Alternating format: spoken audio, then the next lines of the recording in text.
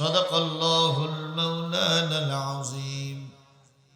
قال النبي صلى الله عليه وسلم: كن عالما أو متعلما أو مستمعا أو محبة أو على خمسة فتهلك أو كما قال رسول الله صلى الله عليه وسلم. إن الله وملائكته يصلون على النبي يا أيها الذين آمنوا صلوا عليه وسلموا تسليما.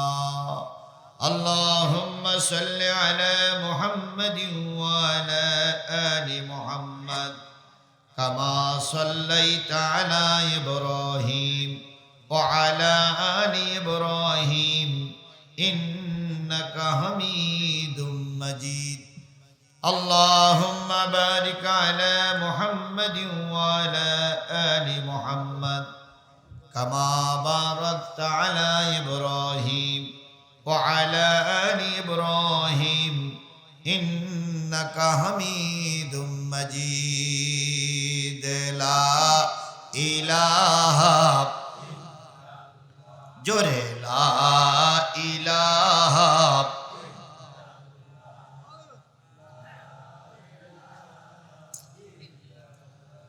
لا إله لا إله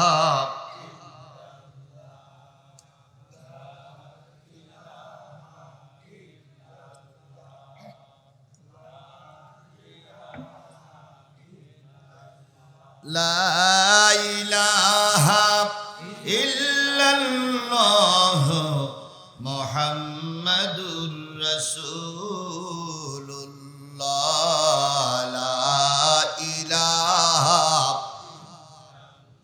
لا إله لا إله إلا الله محمد রাসূলুল্লাহ। সকলে জবান খুলে একসাথে এক বাক্যে বলছি সাল্লাল্লাহু আলাইহি ওয়াসাল্লাম।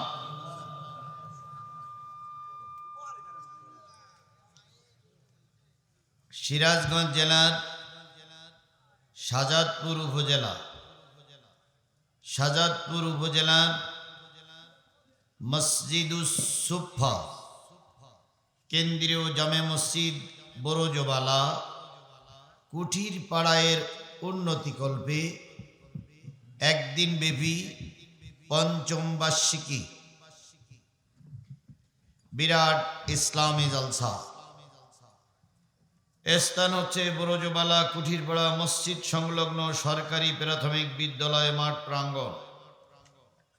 তারিখ 18 নভেম্বর 2024 রোজ সোমবার। আজকের এই ইসলামী জলসার শ্রদ্ধাভাজন স্বনামধন্য সম্মানিত সভাপতি আলহাজ মোহাম্মদ আব্দুল মজিদ তালুকদার,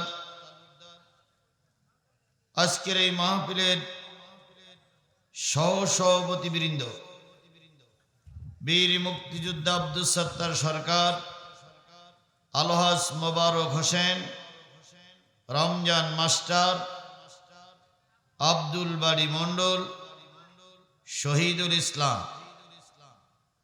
আলহাজ মোতাহার হোসেন মাস্টার, মতিয়ার রহমান মাঙ্গন, মতলেবুর রহমান মণ্ডল, আব্দুল কাদের দুলাল মণ্ডল, এ.কে.এম. রেজাউল হক মুক্তার, এই লোকগুলো সহসভাপতি। মারহাবা। আজকের মাহফিলের সম্মানিত প্রধান অতিথি জনাব মোহাম্মদ আবু মুসা যুগ্ম কমিশনার, জাতীয় রাজস্ব বোর্ড, ঢাকা। আসছে মুসা ভাই? নাই। উপপ্রধান অতিথি আলহাজ মোহাম্মদ মোকলেসুর রহমান, বিশিষ্ট শিল্পপতি, বিটেক্স টেক্সটাইল ইঞ্জিনিয়ার, ঢাকা। আজকের এই মাহফিলের দাওয়াতি অতিথিবৃন্দ, আমন্ত্রিত অতিথিবৃন্দ, বিশেষ অতিথিবৃন্দ, আলোচনা করে ধন্য করেছেন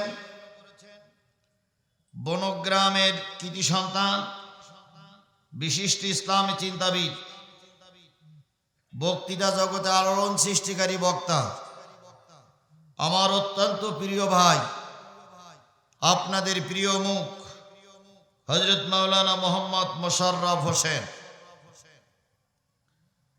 আজকে আলোচনা করেছেন হযরত মাওলানা হেলাল উদ্দিন,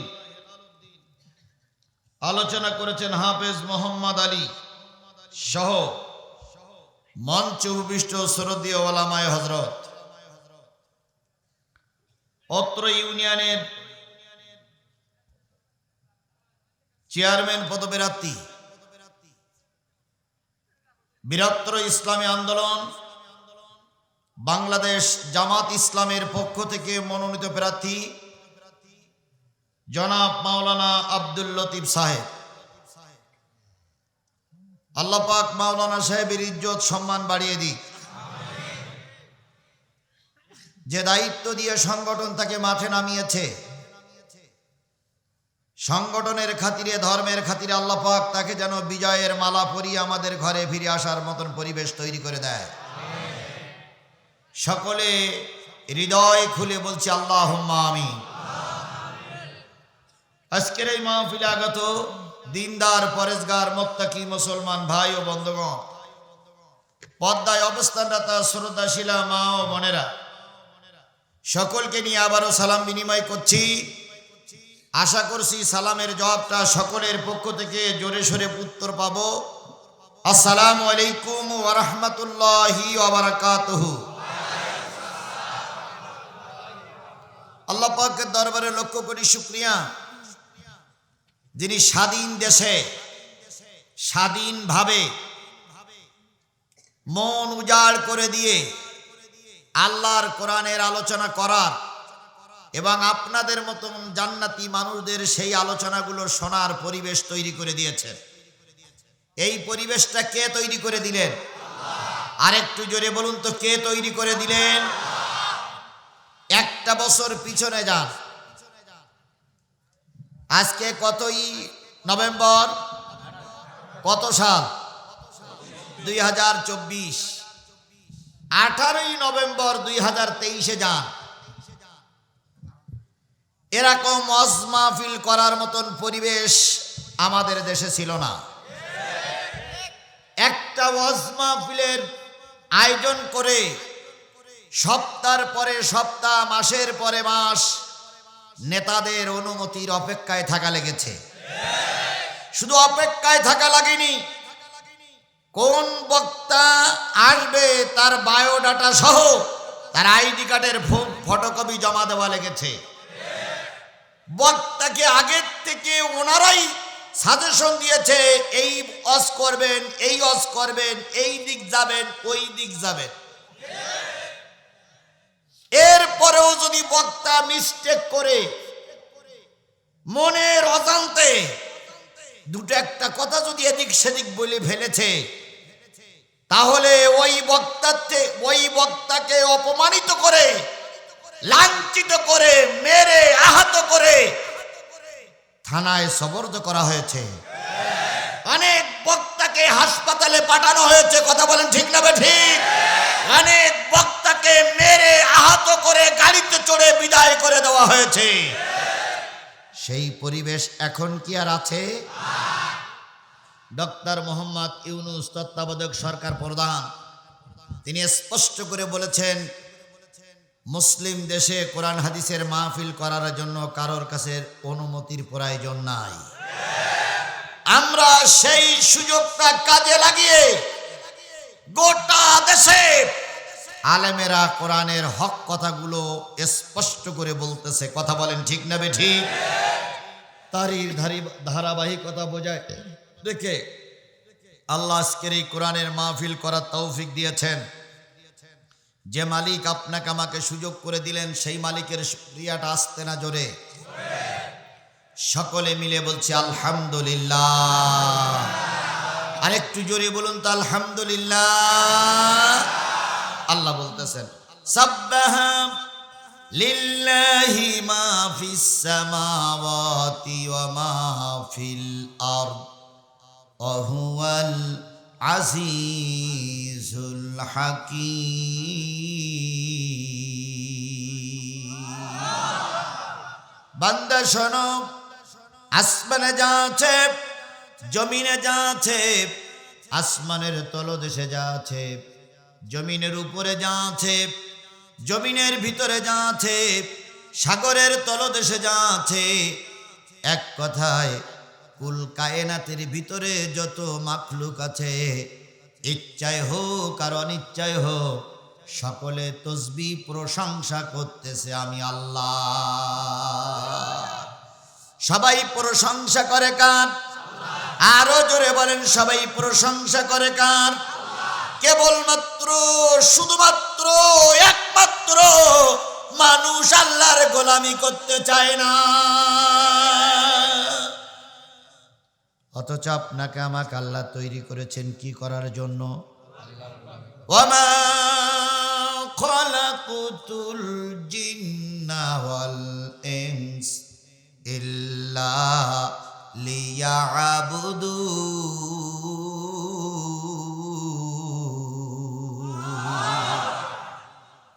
আমি মানুষের জিনকে কিসের জন্য তৈরি করেছি?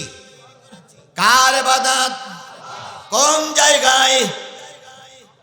সব জায়গায় যদি মানুষ আল্লাহর গোলামি করত, কোন মানুষকে আল্লাহ পাক অপমানিত করত না। কারণ আল্লাহ কখনো চায় না তার বান্দা অপমান হোক। কারণ আল্লাহ বড় মায়া করে, বড় দয়া করে আপনার আমার মতন মানুষকে সৃষ্টি করেছে। অথচ এই মানুষ বড় নাফরমান, একটু ক্ষমতার স্বাদ পাইলেই আল্লাহরে বেমালুম ভুলে যায়। যে কায়দায় হোক সরকার গঠন করেছেন আপনারা, এমপি হয়েছেন, তাই সে চুরি করি হোক, আর দিনের ভোট রাতে করি হোক, আর বিনা ভোটে পাশ করি হোক, কি হয়েছেন? সরকার গঠন করেছেন, এমপি হয়েছে, জাতীয় সংসদে চলে গেলেন, প্রথম ফ্লোর পাইলেন 15 মিনিট, দাঁড়িয়ে বলতেছে মাননীয় স্পিকার, আপনি আমাকে সুযোগ করে দিয়েছেন বলে শাহজাদপুরীর পক্ষ থেকে আপনাকে ধন্যবাদ। তারপরে বলতেছে স্মরণ করছি হাজারো বছরের শ্রেষ্ঠ বাঙালি জাতির পিতা মুজিবুর রহমানকে,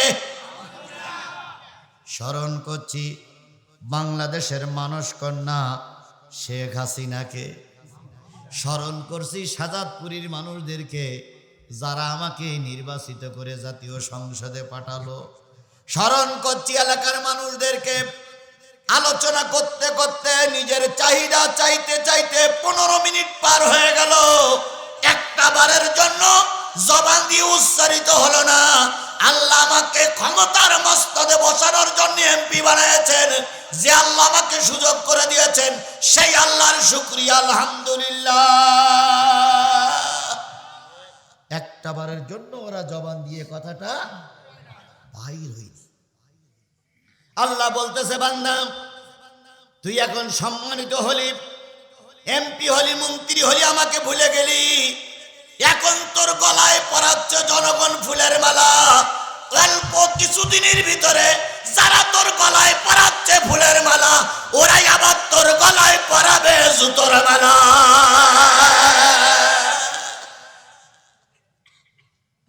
হয়নি? আজকে সাবেক 13 জন মন্ত্রীকে ট্রাইব্যুনালে উঠানো হয়েছে। আইন মন্ত্রী, শিক্ষামন্ত্রী, টেলিযোগাযোগ মন্ত্রী, তারপরে দরবেশ বাবা, এই নিয়ে 13 জনকে লাইন দিয়ে কোর্টে তোলা হয়েছে। যাদের কথায় পুলিশ স্যালুট দিত, যাদেরকে দেখলে পুলিশ স্যালুট দিত, তারা তাদের কাছকে পুলিশ কোমরে দড়ি বেঁধে কোর্টে তুলতেছে। কথা বলে ঠিক না ঠিক? যাদের দেখলে মানুষ স্লোগান দিত, তাদের মুখে আজকে জুতো ফেলাই নিক্ষেপ করা হচ্ছে। সুতরাং আল্লাহরে ভুলে গেছো, আজকে তোমার গলায় ফুলের মালা, খুব তাড়াতাড়ি তোমার গলায় উঠবে জুতোর মালা, জুতোর মালা, জুতোর মালা। না তাই হয়েছে না? আমাদের দেশের প্রায় একজন বলতেন খেলা হবে, খেলা হবে, খেলা হবে।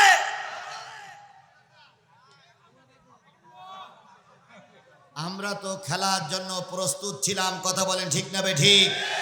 আমরা এখন খেলা করার জন্য বাংলাদেশের 18 কোটি মানুষ ময়দানে। জাতি জিজ্ঞেস করতে চায় আপনারা খেলবেন খেলবেন করেছিলেন, এখন কোথায়? আসুন খেলি দেখি আপনার বাহুতি কেমন জোর আর আমার বাহুতি কেমন জোর।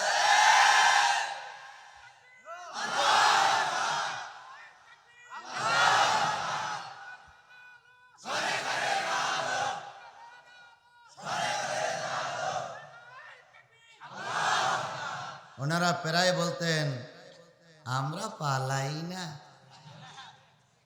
শেখ হাসিনা পালায় না, আমরা পালানো জাত নই। ফখরুল সাহেব আপনার বাসায় একটু জায়গা দিবে। তারপর আবার বলতেন ঠাকুরগার বাসায় একটু জায়গা দিবেন। ফখরুল সাহেব এখন বলতেছে ঠাকুরগার বাসার দরজা খুলে বসে আছে, কিন্তু মেহমানের পাচ্ছি না। মাসুদ তুমি ভালো হয়ে যাও, এ কথা কে কইবে আর? পালিয়ে গেছে কৌয়া কাদের, কেউ জানে না খবর তার। ভালো হয়ে যা,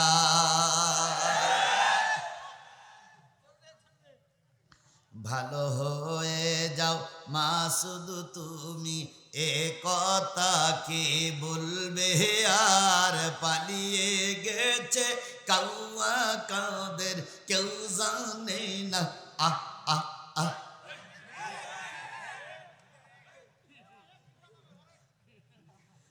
ফখরুল সাহেব আপনার বাসায় কাউয়া কাদের গেছেননি, ঠাকুর গায়ের বাসায় আপনি থাকতে তারে দেশেননি।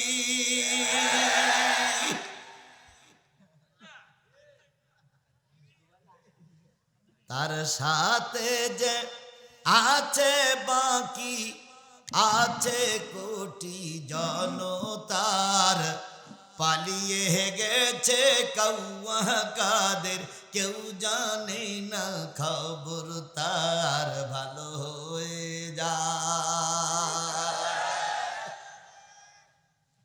এখন একটারও আর পাওয়া যাচ্ছে না। কথা বলেন ঠিক না ঠিক? তাহলে তারা পালিয়ে গেছে। দিন প্রিয়, গণতন্ত্র প্রিয়, ধর্মপ্রিয় মানুষগুলো এখন ময়দানে। এ পরিবেশটা কে তৈরি করে দিয়েছেন? জোরে বলেন কে তৈরি করে দিয়েছেন? নিশ্চয় এটা বিএনপির আন্দোলনের ফসল।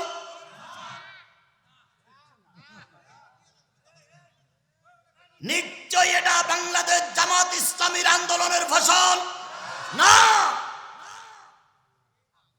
বিএনপি গত 15.5 বছর কম আন্দোলন করেনি। কথা বলেন ঠিক না ঠিক? বাংলাদেশ জামাত ইসলামী 15.5 বছর আন্দোলন করে মামলা খেয়েছে, লাশ পড়েছে, জেল কেটেছে, ময়দান পরিষ্কার করতে পারিনি। একরকম বিএনপি আর জামাত তো আশা ছেড়েই দিয়েছিল যে এই ব্যক্তির বাচ্চা না মরা পর্যন্ত দেশে আর কোনো কিছুই করা যাবে না। কথা বলেন ঠিক না ঠিক? সবাই যখন হাল ছেড়ে দিল, আল্লাহ তখন তার কুদরতি রহমত নাজিল করে দেশটা স্বাধীন করে দিল। এই যে সংস্কার আন্দোলনে ছেলেরা নামলো, এদের নামগন্ধ এর আগে আমরা কখনো শুনেছিলাম? জোরে বলেন, 3 মাস আগে এদের কেউ চিনতো? আল্লাহ পাক ওদের নামাই দিলেন, ওদের আন্দোলনে দেশ স্বাধীন হয়ে গেল। কথা বলেন, কথা বলেন, কথা বলেন। আল্লাহ বললেন, বান্দা তোমার চেষ্টা যেখানে শেষ, আমার রহমত তখনই শুরু। আমরা চেষ্টা করে যখন পারিনি তখন রহমত করেছেন কে? তাহলে আল্লাহ রহমত করে এই পরিবেশ তৈরি করে দিলেন, তাহলে আল্লাহ শুকরিয়া করা আদায় করার দরকার আছে না নাই? সবাই মিলে বলুন, আল্লাহ শুকরিয়া আদায় করা দরকার আছে না নাই? যদি আমরা শুকরিয়া আদায় না করি, আল্লাহ পাক আগের অবস্থায় আমাদের ফিরাই দিতে পারে।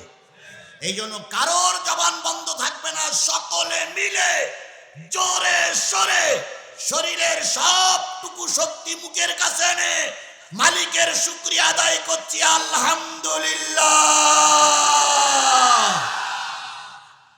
আল্লাহ পাক আপনাকে আমাকে কবুল করুক। বিশ্ব মানবতার শ্রেষ্ঠ বন্ধু, সমস্ত নবী রাসূলদের শ্রেষ্ঠ রাসূল, আমাদের প্রিয় ভাজন নেতা, যার সুপারিশ ছাড়া কোনো মানুষ জান্নাতে যেতে পারবে না, সেই নন্দিত নেতার নামে দুরূদ আর সালাম সবাই মিলে বলছি সাল্লাল্লাহু আলাইহি ওয়াসাল্লাম। বন্ধুগণ, আল্লাহ বলতেছেন, কুল ইন কুনতুম তুহিব্বুনাল্লাহ ফাত্তাবিউনি ইউহিব্বুকুমুল্লাহ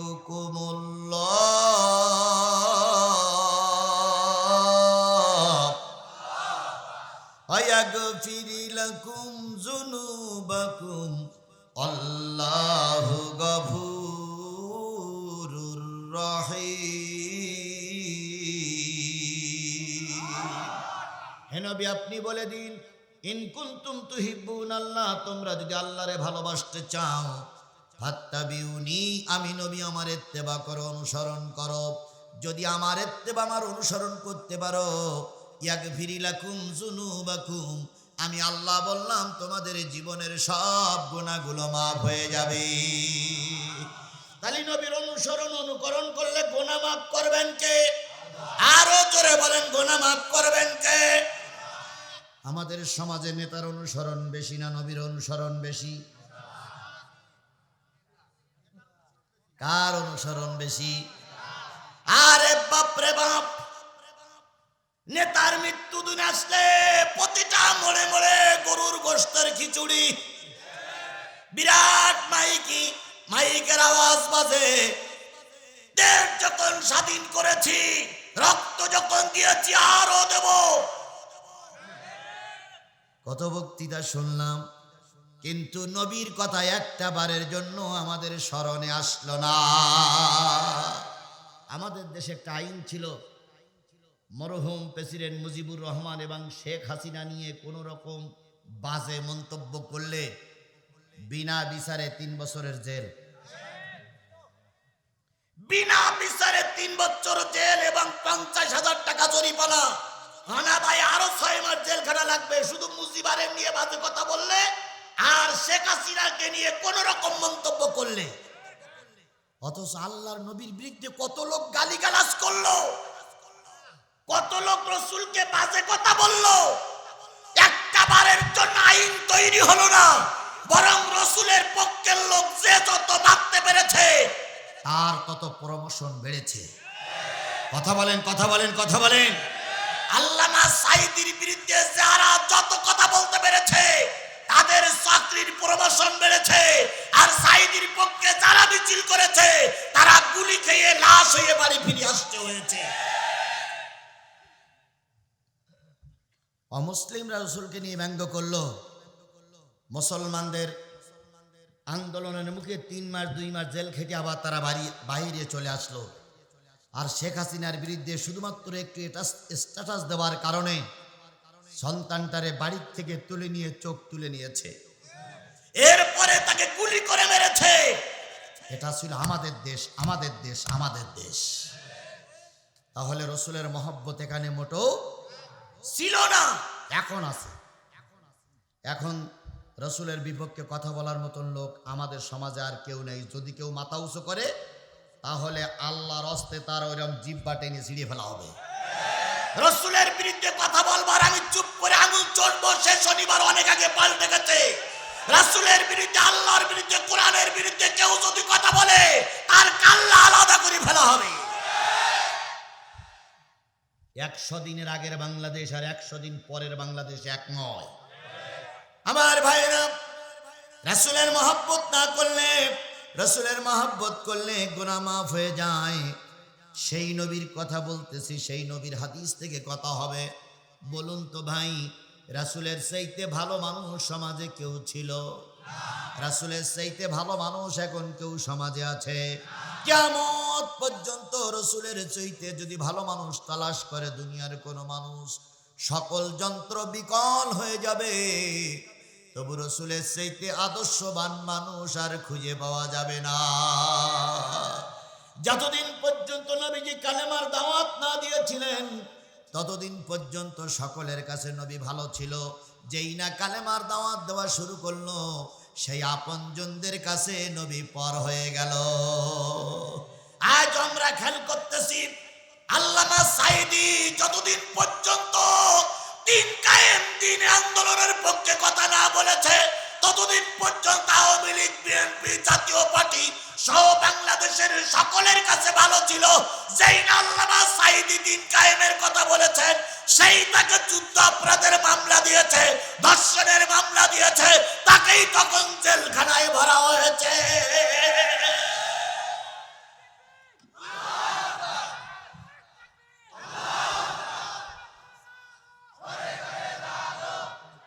গোটা বাংলাদেশে এখন একই অবস্থা চলছে। হকের পক্ষে কথা বললেই তার উপরে জুলুম নির্যাতন নেমে আসে। আল্লাহর নবী কালেমা দাওয়াত দেওয়ার পরিবেশ মক্কায় ভালো তৈরি করতে পারলেন না। মক্কার লোক কালেমা মেনে নিল না। নবী সাল্লাল্লাহু আলাইহি সাল্লাম চিন্তা করলেন, মক্কায় যখন পরিবেশ হচ্ছে না, দেখি একটু তায়েফে যাই, তায়েফের লোক আমার কালেমা মেনে নেয় কিনা। নবীজি তায়েফের উদ্দেশ্য রওনা হলেন যায়েদকে নিয়ে। খাদিজা বর্ণনা করেছেন, নবী যখন তায়েফের উদ্দেশ্য রওনা হয়েছেন, সারা রাত নবীর পেটে কিছুই যায়নি। না খাওয়া নবী খাদিজার কাছ থেকে সকালবেলা যখন বিদায় নেয়, খাদিজা একটা গ্লাসে করে পানি এনে নবীজিকে বললেন, ইয়া রাসূলুল্লাহ, তায়েফ তো এখান থেকে প্রায় 100 মাইল দূরে, এত পথ আপনি হেঁটে যাবেন, উট নাই দুম্বা নাই, কিভাবে আপনি যাবেন? আমি একটা খেজুর আর একটু রুটি আপনাকে দিতে পারলাম না, শুধু একটু পানি আপনাকে দিলাম, পানিটুকু খেয়ে আপনি আমার জন্য দোয়া করবেন। নবীজি খাদিজারে জড়াই ধরে বললেন, খাদিজা, এই মক্কার মানুষের আমার পরে যেভাবে ক্ষেপে আছে, হয়তো আর তোমার সঙ্গে আমার দেখা হবে না। যদি দেখা না হয়, তুমি আমাকে আল্লাহর হস্তে মাফ করে দিও। খাদিজা নবীর কাছ থেকে বিদায় নিয়ে যায়েদকে সঙ্গে নিয়ে চললেন। সারা দিন খাওয়া না, সারা রাত কিছুই খাইলেন না। আগের রাত্রিতে খাওয়া না, আজকে সারা দিন কিছু খাওয়া না, রাতেও কিছু খাওয়া না। পরের দিন সকালবেলা যায়েদ আর আমার নবী তায়েফের সরকারের সামনে হাজির হলো। এদিকে মক্কার সরকার জানতে পেরেছে আল্লাহর নবী রাতের অন্ধকারে তায়েফের উদ্দেশ্যে রওনা দিয়েছে। দ্রুতগামী ঘোড়ায় চড়ে একজন দূত চলে গেল তায়েফে। তায়েফের সরকারকে বলল, আমার দেশের একটা পথভ্রষ্ট মানুষ, যিনি আমাদের বাপদাদার ধর্মের বিরুদ্ধে নতুন ধর্ম তৈরি করে পথভ্রষ্ট একটা মানুষ আপনার তায়েফে এসেছে। আমার সরকার বলেছে, হয়তো তাকে হত্যা করে দাও, নতুবা তাকে ধরে আমার সরকারের কাছে তুলে দাও। যদি আশ্রয় দেন, আপনার সরকারের উপরে কিন্তু মক্কার সরকার আক্রমণ করবে। নবীজি তায়েফের সরকারের সামনে যে অনেকক্ষণ কথা বললেন, তায়েফের সরকার চুপচাপ শোনার পর এবার একটা ব্যঙ্গ করে বললেন, ও আব্দুল্লাহর বেটা মোহাম্মদ, আল্লাহ বুঝি আর নবী বানানো লোক খুঁজে পাইনি। তোমার মতন একটা নিরক্ষর মানুষকে আল্লাহ নবুয়ত দিল, আমার দরবার থেকে বেরিয়ে যাও, তোমার চেহারাটা আমি আর দেখতে চাই না। নবী বুঝলেন তায়েববাসীরা আমার কালেমা মেনে নেবে না। নবী তায়েবের সরকারের হাতখানা ধরে বললেন, ভাই 3 দিন পেটে কোনো খাবার নাই, 3 দিন পর্যন্ত কোনো খাবার পেটে যায় না। আপনি যদি কালেমা নাও মানেন দুঃখ নাই, তবে দয়া করে মক্কার সরকারের কাছে আমাকে তুলে দিবেন না। তায়েফের সরকার কিছুই বলল না। নবী যখন ময়দান ছেড়ে রাজপথে নামলেন, তায়েফের সরকার যুবকদের ডেকে বলল, নবীকে মারতে পারলেই পুরস্কৃত করা হবে। কে কার কথা শোনে? পাথর নিল, লাঠি নিল। আল্লাহ নবীর পিছনে চোর ডাকাত গুন্ডা, চোর ডাকাতির পিছনে যেমন মানুষ লেগে যায়, নবীর পিছনে তারা লেগে গেল। কেউ গলা ধাক্কা দিয়ে ফেলাই দেয়, কেউ বা চিৎ করে কাজ করে ফেলাই দেয়, কেউ বা কিল বক্সিন মারে। নবী কয়, আমারে মারো কেন? আমি তো 3 দিন কিছু খাই না। ওদের দিলে কোনো মায়া হলো না। এক পর্যায়ে নবীকে মারতে মারতে চিৎ করে ফেলাই দিল। একজন পাষণ্ড ব্যক্তি এসে নবীর মাথার কাছে দাঁড়িয়ে নবীর নাক ঠোঁট বেঁধে একটা বাড়ি দিল। রহমতের নবী, দয়ার নবীর ঠোঁটটা ফেটে গেছে, নাকটা ফেটে রক্ত বাহির হচ্ছে। ওরা চারিপাশে দাঁড়িয়ে দাঁড়িয়ে আনন্দ করতেছে আর বলতেছে, কালেমার দাওয়াত দেওয়ার প্রতিফলটা কি একটু ভালো করে বোঝো। নবীকে আবার তুলে দেওয়া হলো, আপনি চলে যান। নবী মনে করলেন ওরা বুঝি আর কিছু বলবে না। নবীজি ওদের কথায় আশ্বস্ত হয়ে চলতে শুরু করলেন। তায়েফের যুবকেরা আবার নবীর পরে পাথর মারতে শুরু করলো। আল্লাহ নেই বললেন, যায় পিছন দিক থেকে ফিরে চলে যাও, কারণ আমরা যদি 2 জন ময়দানে মারা যায়, লাশ শনাক্ত করার মতন কেউ থাকবে না। জায়েদ বলেন, ইয়া রাসূলুল্লাহ, বিপদে ফেলে আমি পালাই যেতে পারি না। আমি আপনাকে ভালোবাসি, আমি আপনাকে হৃদয়ের চাইতে ভালোবাসি, নিজের চাইতে আপনাকে বেশি ভালোবাসি। নবীজি বললেন, ভালো যদি বাসো চলে যাও। নবীজি জায়েদ পিছন দিক থেকে একটু দূরে সরে যেয়ে দেখতেছিলেন কি অবস্থা হয়। তায়েফের যুবকেরা আবার নবীকে মেরে ভুট করে ফেলে দিল। নবীজি এবার রক্তাক্ত, প্রথম রক্ত পড়ল, দ্বিতীয়বার রক্ত পড়ল। নবীজি আর উঠতে পারে না। আমার জাতি আবার ওরা তুলে দিল। নবীজি তৃতীয়বার যে পড়ে গিয়েছিলেন, আর নবী উঠতে পারেন নাই। ওরা চারিদিক থেকে পাথর মারতে শুরু করলো। মারতে মারতে মারতে মারতে এক সময় পাথরের স্তূপ হয়ে গেল। ওরা ধারণা করলো নবী দুনিয়ার থেকে বিদায় হয়ে গেছে। ওরা আনন্দ করতে করতে চলে গেল, কুতিলা মুহাম্মদ, কুতিলা মুহাম্মদ, কুতিলা মুহাম্মদ। আল্লাহ নবী পাহাড়ের পাথরের স্তূপের পরে পড়ে থাকলেন। জায়েদ ফিরে এসে দেখো শুধু পাথর আর পাথর। এবার জায়েদ পাথরগুলো সরাইতে সরাইতে এক সময় নবীকে শনাক্ত করলেন। নবীর হুঁশ নাই, নবী মারার মতন হয়ে পড়ে আছে। হযরত জায়েদ কোলে বসায়ে মাথাটা কাঁধের পরে রেখে বুকের পরে চুমা দিয়ে বলতেছি, ইয়া রাসূলুল্লাহ, আপনি বুঝি আমাকে ছেড়ে বিদায় দিয়ে চলে গেছে। হাদিস শরীফে আসছে, জায়েদ রক্তগুলো পরিষ্কার করতেছিলেন। কিছু কিছু রক্ত কাপড় দিয়ে পরিষ্কার করলে নবীর ব্যথা লাগবে, তাই নরম ঠোঁটটা দিয়ে চেটে চেটে রক্তগুলো পরিষ্কার করতেছিল। এক সময় নবীজি চোখ মেলে তাকালেন, তাকাই বললেন, জায়েদ, তায়েফের যুবকেরা আছে না চলে গেছে? কই, ইয়া রাসূলুল্লাহ, ওরা চলে গেছে। নবীজি বললেন, জায়েদ একটু উপরে পাহাড়ের পরে উঠে দেখো, ওরা চলে গেছে না এখনো আছে? আমি যে মারি খেয়েছি, আবারও যদি আরেকটা বার আমার পরে মারি হয়, আমি আর মাথা উঁচু করে দাঁড়াতে পারবো না। ও আমার জাতি, ও সিরাজগঞ্জের মুসলমানরা, সাজাদপুরের মুসলমানেরা, স্পষ্ট করে বলুন তো, রসুল মার খেললো কোন অপরাধে? কোন অপরাধে রসুল মার খেয়েছে? রসুল কি চুরি করার অপরাধে মার খেয়েছে? রসুল কি জমি দখল করার অপরাধে মার খেয়েছে? রসুল কি রাষ্ট্র দখল করার অপরাধে মার খেয়েছে? রসুলের দোষ ছিল কিসের পক্ষে? কালেমার দাওয়াত দেওয়া, কোরআনের পক্ষে, আল্লাহর পক্ষে। ওদের দোষ একটাই, ওমা নাকামু মিনহুম ইল্লা আইয়ুমিনু বিল্লাহিল আজিজিল হামিদ। এই ছাড়া আর কোনো দোষ ছিল? জোরে বলেন, আর কোনো দোষ ছিল? তাহলে ওই দোষের কারণে রসুল তায়েফে মার খেলো। এই দোষের কারণে রসুল মক্কা থেকে হিজরত করে তায়েফে গেল। তুমি আর আমি সেই একই কালেমা দাওয়াত দিচ্ছি, তুমি আর আমি সেই একই কালেমা নিয়ে ময়দানে আছি। রসুলের তায়েফে মার খাওয়া লাগলো, তোমার একটা পাথরও পড়লো না। তাহলে বুঝতে হবে তোমার কালেমা দাওয়াত আর রসুলের কালেমা দাওয়াত এক হচ্ছে না, এক হচ্ছে না, এক হচ্ছে না।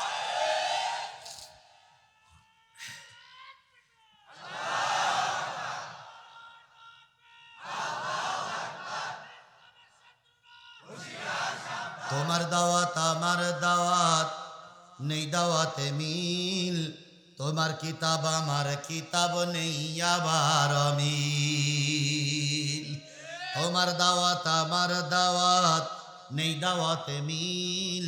তোমার কিতাব আমার কিতাব, নেই আবার মিল। তোমার দাওয়াত কোরমা পোলাও, তোমার দাওয়াত কোরমা পোলাও, প্লেট ভরা ভাত। আমার দাওয়াত জেলখানাতে দুর্বিষহ রাত। তোমার দাওয়াত আমার দাওয়াত, নেই দাওয়াতে মিল। তোমার কিতাব আমার কিতাব, নেই আবার মিল। একই কিতাব, একই নবী, একই ধর্ম, একই হাদিস, একই মসজিদ, একই এলাকায়, একই দেশ। কেউ জেলখানায় বছরের পর বছর দুঃখে দুঃখে মরে, আর কেউ বা কোরমা পোলাও খেয়ে হেলিকপ্টারে চড়ে বেড়ায়। কথা বলে ঠিক না বেটি? কালেমার দাওয়াত দাও, সেই কালেমার দাওয়াত সাইদি দিয়েছে, সাইদি জেল খাটলো, তোমার কিছুই হলো না। তাহলে বুঝতে হবে তোমার কালেমা সাইদির কালেমা এক হচ্ছে না, নিশ্চয়ই কোনো পার্থক্য আছে।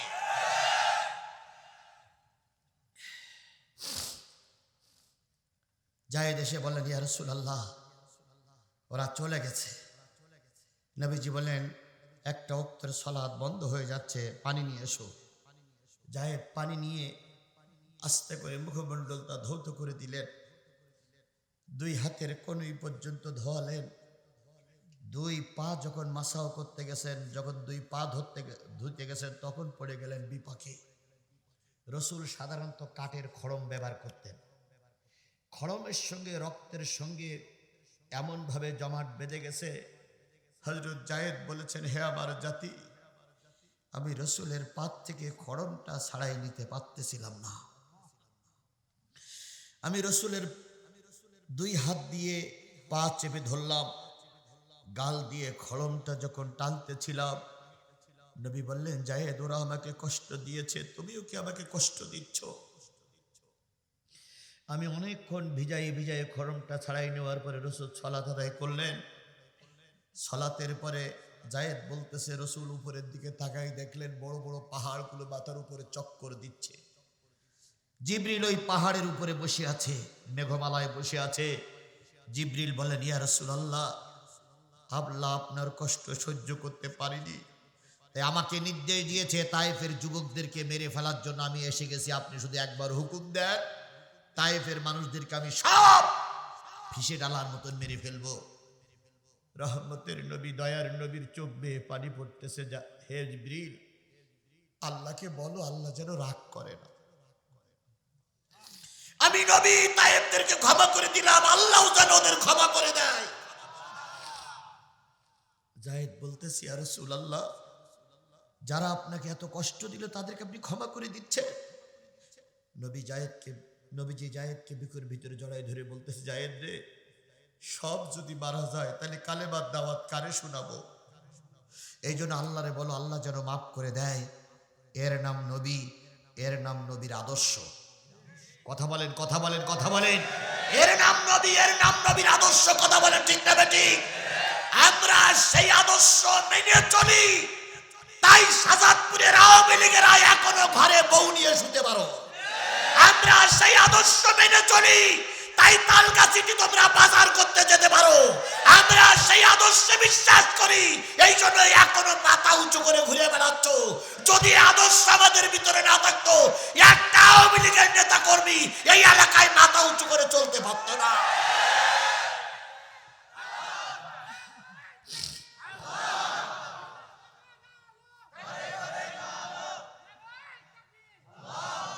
কথা বলেন ঠিক না ঠিক? ওনারা বলেছিলেন বিএনপি জামাত যদি ক্ষমতায় আসে এক রাত্রিতে 10 লক্ষ মানুষের লাশ পড়বে। বলেন নাই? কাউয়া কাদের বলেন নাই? আওয়ামী লীগের লোক যারা এখানে আছেন হাত তোলেন তো একটু ভাই। আওয়ামী লীগের লোক হাত তোলেন তো ভাই, একটাও নেই। আপনারা বুকে হাত দিয়ে বলুন তো, আমরা কয়টা লোকের লাশ ফেলাইছি? তোমরা আমাদের নামে মামলা দিয়ে জর্জরিত করেছো। তোমরাই আমাদের সন্তানদেরকে ঘরের থেকে উঠাই নিয়ে 3 রাস্তার মুখে ক্রস ফায়ার নামে মেরে দিয়েছো। তোমরা আমাদের সন্তানকে বছরের পর বছর আয়না ঘরে রেখেছো। তোমরা আমাদের সন্তানকে চোখ তুলে নিয়েছো। আমরা যদি ওই প্রতিশোধ দেই, একটাও ফাঁকায় বাইর হতে পারবে না। কিন্তু ইসলাম প্রতিশোধে বিশ্বাস, ইসলাম ক্ষমায় বিশ্বাস করে। কথা বলেন ঠিক নেবে ঠিক? এই জন্য আমাদের নেতা বলেছেন আমি ক্ষমা করে দিলাম। এর মানে এই নয় যে সবাই মাপ পেয়ে গিয়েছ। আজকে ট্রাইব্যুনালে প্রথম আদালত বসেছে। শেখ হাসিনা সহ 45 জন শীর্ষস্থানীয় নেতার নামে মামলা হয়েছে। আমার নেতা বাংলাদেশ জামাত ইসলামের আমির বলেছে প্রতিটা নেতাকে বিচারের আওতাধীন এনে বিচারের মাধ্যমে রায় কার্যকর করা হবে। বিচারের আগে কাউকে শাস্তি দেওয়া হবে না, হবে না, হবে না।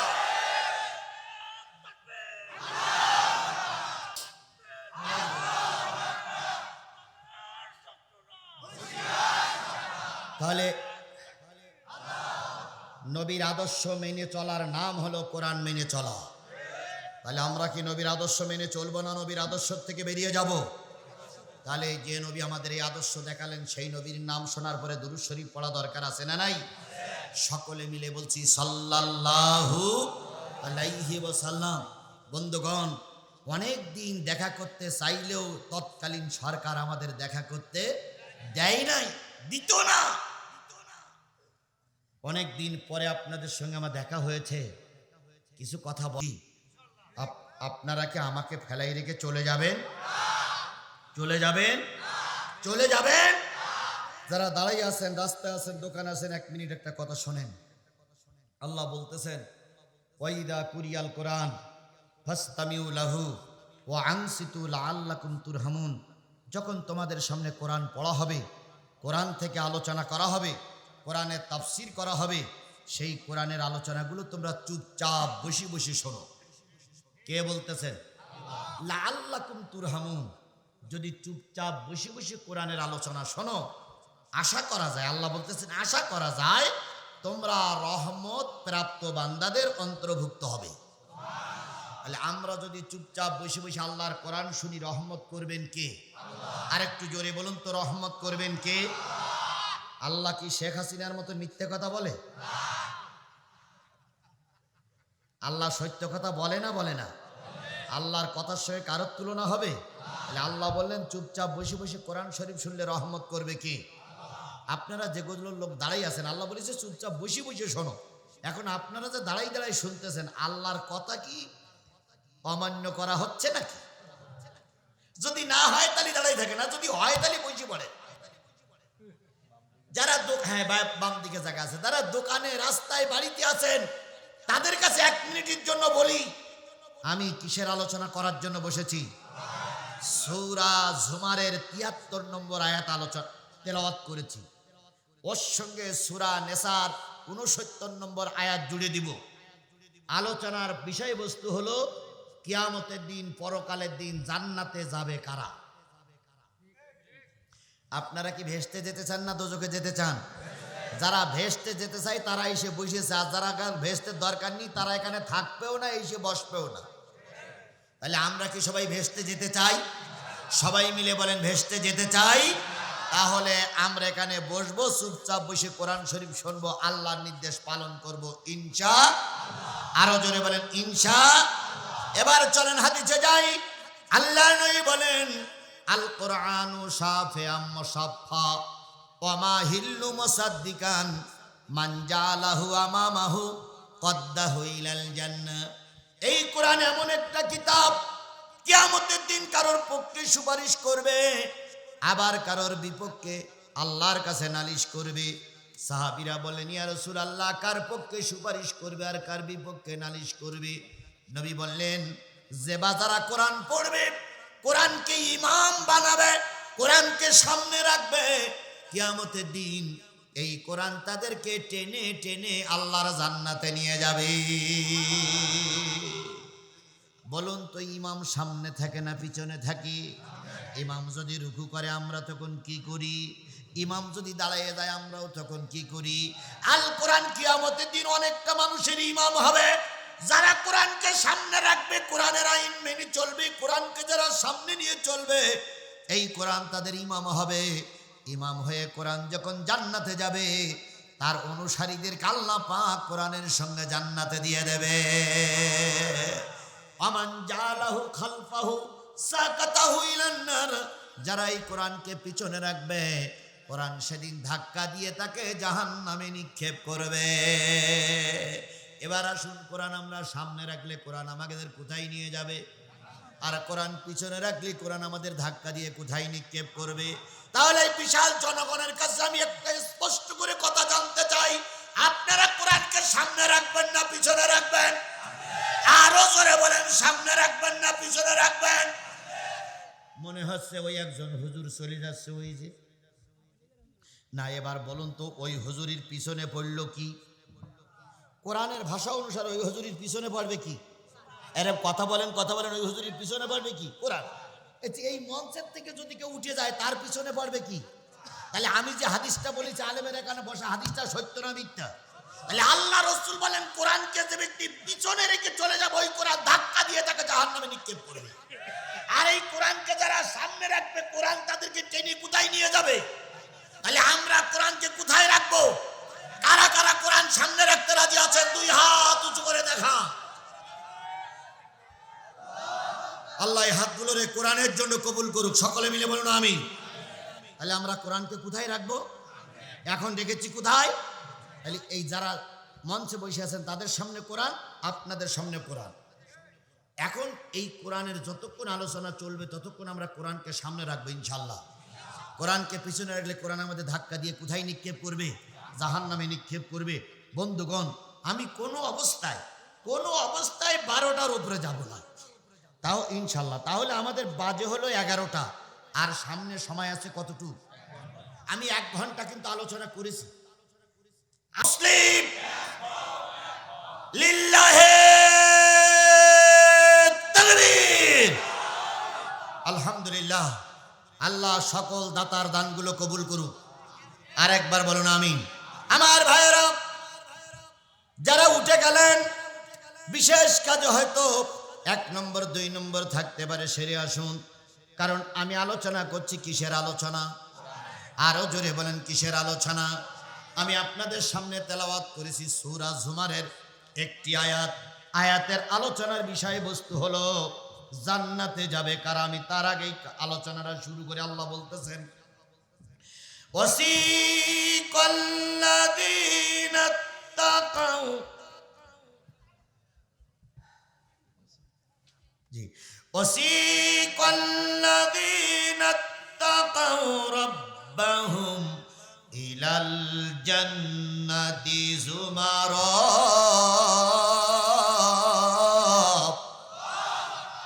একদল খোদা ভীরু, একদল আল্লাহওয়ালা, একদল মুত্তাকি মানুষদেরকে কিয়ামতের দিন জান্নাতের দিকে হাঁকিয়ে নিয়ে যাওয়া হবে। কে বলছেন? একদল মানুষকে জান্নাতের দিকে নিয়ে যাওয়া হবে। আল্লাহ বলে তাকাও, যাদের ভিতরে আল্লাহর ভয় আছে, রবের ভয় আছে, এমন একদল মানুষকে আল্লাহ কোন দিকে নিয়ে যাবে? আরো জোরে বলেন, কোন দিকে নিয়ে যাবে? তার মানে একদল ইমানদার মানুষকে আল্লাহ জান্নাতের দিকে নিয়ে যাবে। কথা বলেন ঠিক না ঠিক? এবার বলুন তো, আওয়ামী লীগের ভিতরে ইমানদার লোক আছে না নাই? নিশ্চয়ই কম বেশি আছে। এবার বলুন তো, বিএনপির দলের ভিতরে ইমানদার লোক আছে না নাই? কম বেশি আছে। জাতীয় পার্টির ভিতরে ইমানদার লোক আছে না নাই? কম বেশি আছে। বাংলাদেশ জামাত ইসলামের ভিতরে ইমানদার লোক আছে বলে মনে হয়, আছে। এবার বলুন তো, হেফাজতের ভিতরে ইমানদার লোক আছে না নাই? তাবলীগের ভিতরে ইমানদার লোক আছে না নাই? আল্লাহ রাব্বুল আলামিন বলতেছে, একদল ইমানদার মানুষকে জান্নাতের দিকে হাঁকিয়ে নিয়ে যাওয়া হবে, তাদেরকে স্বাগত জানিয়ে জান্নাতের দিকে নিয়ে যাওয়া হবে। তাহলে আজকের কথা অনুযায়ী বোঝা যায়, আওয়ামী লীগও জান্নাতে যাবে, বিএনপিও জান্নাতে যাবে, জামাতও জান্নাতে যাবে, জাতীয় পার্টিও জান্নাতে যাবে, শাসনতন্ত্রও জান্নাতে যাবে। তাহলে তো জান্নাতে সবাই গেল, তাহলে জাহান্নামে যাবে কারা? তাই না ভাই? এখন এবার আসুন আরেকটু সামনে যাই। আল্লাহ রাব্বুল আলামিন বলতেছে জান্নাতের সামনে নিয়ে যাওয়া হবে। হাত্তা ইজা জাউহা, এমন কি যখন তারা জান্নাতের সামনে পৌঁছে যাবে, অফুতিহাত আবওয়াবুহা, জান্নাতের দরজাগুলো অটোমেটিক খুলে যাবে। তাহলে জান্নাতের সামনে মানুষ যাওয়ার সাথে সাথে দরজাগুলো কি হয়ে যাবে? খুলে যাবে। জান্নাতের দরজাগুলো যখন খুলে যাবে, তখন ফেরেশতাদের সঙ্গে দেখা হবে। ফেরেশতারা ছিল ভিতরে, আপনারা যারা, আমরা যারা জান্নাতে গেছি আমরা বাইরে। ওয়াকালা লাহুম খাজানাতুহা, দ্বাররক্ষক ফেরেশতারা বলবে, সালাম সালাম সালাম, ও জান্নাতি মানুষ, তোমাদের জন্য আল্লাহর সালাম। সালাম মানে শান্তি, তোমাদের জন্য আল্লাহর শান্তি বর্ষিত হয়ে যাক। কারা বলবে? ফেরেশতারা ভিতর থেকে বলবে, সালাম আলাইকুম তিবতুম ফাদখুলুহা খালিদিন।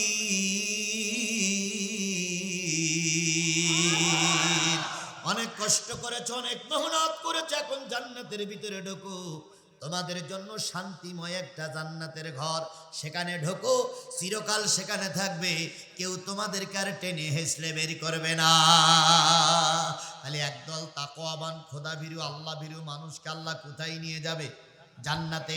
এখন যদি বলি ওই জান্নাতে শুধু জামাত ইসলামের লোক চলে যাবে, আর কোন লোক যেতে পারবে না, তাহলে অন্যান্য টুপিওয়ালারা কি আমার বাড়ি যেতে দেবে বলে মনে হয়? মঞ্চের থেকে নামার সামনে সামনে সাথে সাথে ধরি ফেলবে না যে জামাত ইসলামের লোক জান্নাতে যাবে, কোন জায়গায় পাইছে? আবার যদি বলি হেফাজতের টুপিওয়ালারা জান্নাতে যাবে, এখানে দেখতেছি মঞ্চে জামাত ইসলাম, নিচে ছাত্র শিবির, দুই দিক থেকে লাঠি নিয়ে মাস শুরু হবে। হেফাজতের লোক জান্নাতে যাবে, আর আমরা কি দোষ করলাম? ঠিক কিনা বলো? এবার যদি তাবলীগ ওয়ালারা বাদ দেই, তাহলে টোপলা টুপলি সব আমার মাথার পরে চাপাই দেবে। ফাজলামি করতে ওয়াজ করো না, আমরা নিজের খাই নিজের গাই, মসজিদি মসজিদি ঘুরিয়ে বেড়াই, আর আমাদের বললে জান্নাতে যাব না, হুজুরগিরি শিখাই দেব। এবার সব টুপিওয়ালাদের জান্নাতে দিয়ে দিলাম, দিতে পারলাম না। আওয়ামী লীগের লোকজন পথে দাঁড়াই থাকবে ব্রিজের পরে, যে হুজুরির ধর ব্রিজের নিচে ফেলা, টুস করিয়ে ফেলাই দে। কে তাই বলেছিল? খালেদা জিয়ার আর ওই সেই ইউনুসের টুস করে ফেলাই দেবে বলেছিল। এরা তো সেই জাত, ওরা আমাকে ফেলাই দিতেও পারে। ক্ষমতা এখন না থাকলেও কি চোরাগুপ্তা হামলা এখনো চলছে। তাহলে আওয়ামী লীগের লোকের যদি আপনি বলেন জান্নাত দেওয়া যাবে না, ওরা প্রায় বলতো আমাদের নেত্রী নামাজি, আমাদের নেত্রী তাহাজ্জুদ নামাজ পড়ে, আমাদের নেত্রী সকালবেলা উঠে কি খোঁজে? যায় নামাজ খোঁজে। ও আল্লাহ, আমরা তাই বিশ্বাস করতাম, আমরা মনে করতাম মনে হয় নেতাদের কথা সত্য, কিন্তু গণভবন যখন দেশের মানুষ ঘেরাও করে ফেললো, সব জিনিস পাওয়া গেল রে বন্ধু। যায় নামাজ আর কোরআন শরীফ পাওয়া গেল না না না। জনগণ কয় তালি এতদিন খুব ভাওতাবাজি মেরেছ, যাই নামাজ আর কোরআন শরীফ গেল কই? আওয়ামী লীগের একজন লিডারের কাছে ফোন দেওয়া হচ্ছে, তুমি না শাহজাদপুরের মাহফিলে বলেছিলে তোমার নেত্রী নামাজি, তোমাদের নেত্রী কোরআন পড়ে। উনি তখন ফোনে জবাব দিচ্ছে, ভাই কথাটা তো ঠিকই আছে, আমাদের নেত্রী যায় নামাজ প্রিয়, কোরআন শরীফ প্রিয়। যাওয়ার সময় বিমানে ওঠার আগে যায় নামাজ আর কোরআন শরীফ বগল দাওয়াই করে নিয়ে চলে গেছে, ও যেখানেই থাকবে সেখানেই পড়বে। তাহলে বোঝা গেল ওর গাও জাহান্নামে দেওয়া যাচ্ছে না। তাহলে এবার আল্লাহর কাছে বলি, আল্লাহ জিহাদি বলে মারামারি বাধাই দিয়েছে, তুমি তাড়াতাড়ি উত্তর দিয়ে দাও, কারা যাবে আল্লাহর জান্নাতে? উত্তরটা কার কাছে চাইব? আরো জোরে বলেন, উত্তরটা কার কাছে চাইব? যদি আল্লাহ উত্তর দিয়ে দেয়, এই কাফেলার কারোর মনে কোনো ব্যথা কষ্ট থাকবে না। তাহলে উত্তরটা কার কাছ থেকে নেব? আল্লাহর কাছে প্রশ্ন করি, আল্লাহ তুমি বলে দাও কারা যাবে আল্লাহর জান্নাতে। আল্লাহ এবার বলতেছে সূরা নিসার 69 নম্বর আয়াত, ওয়ামাইয়ুতিল্লাহা ওয়ার রাসূল ফাউলাইকা মা'আল্লাযীনা আন'আমাল্লাহু আলাইহিম মিনান নাবিয়্যিনা ওয়াস-সিদ্দিকিনা ওয়াশ-শুহাদাই ওয়াস-সালিহিন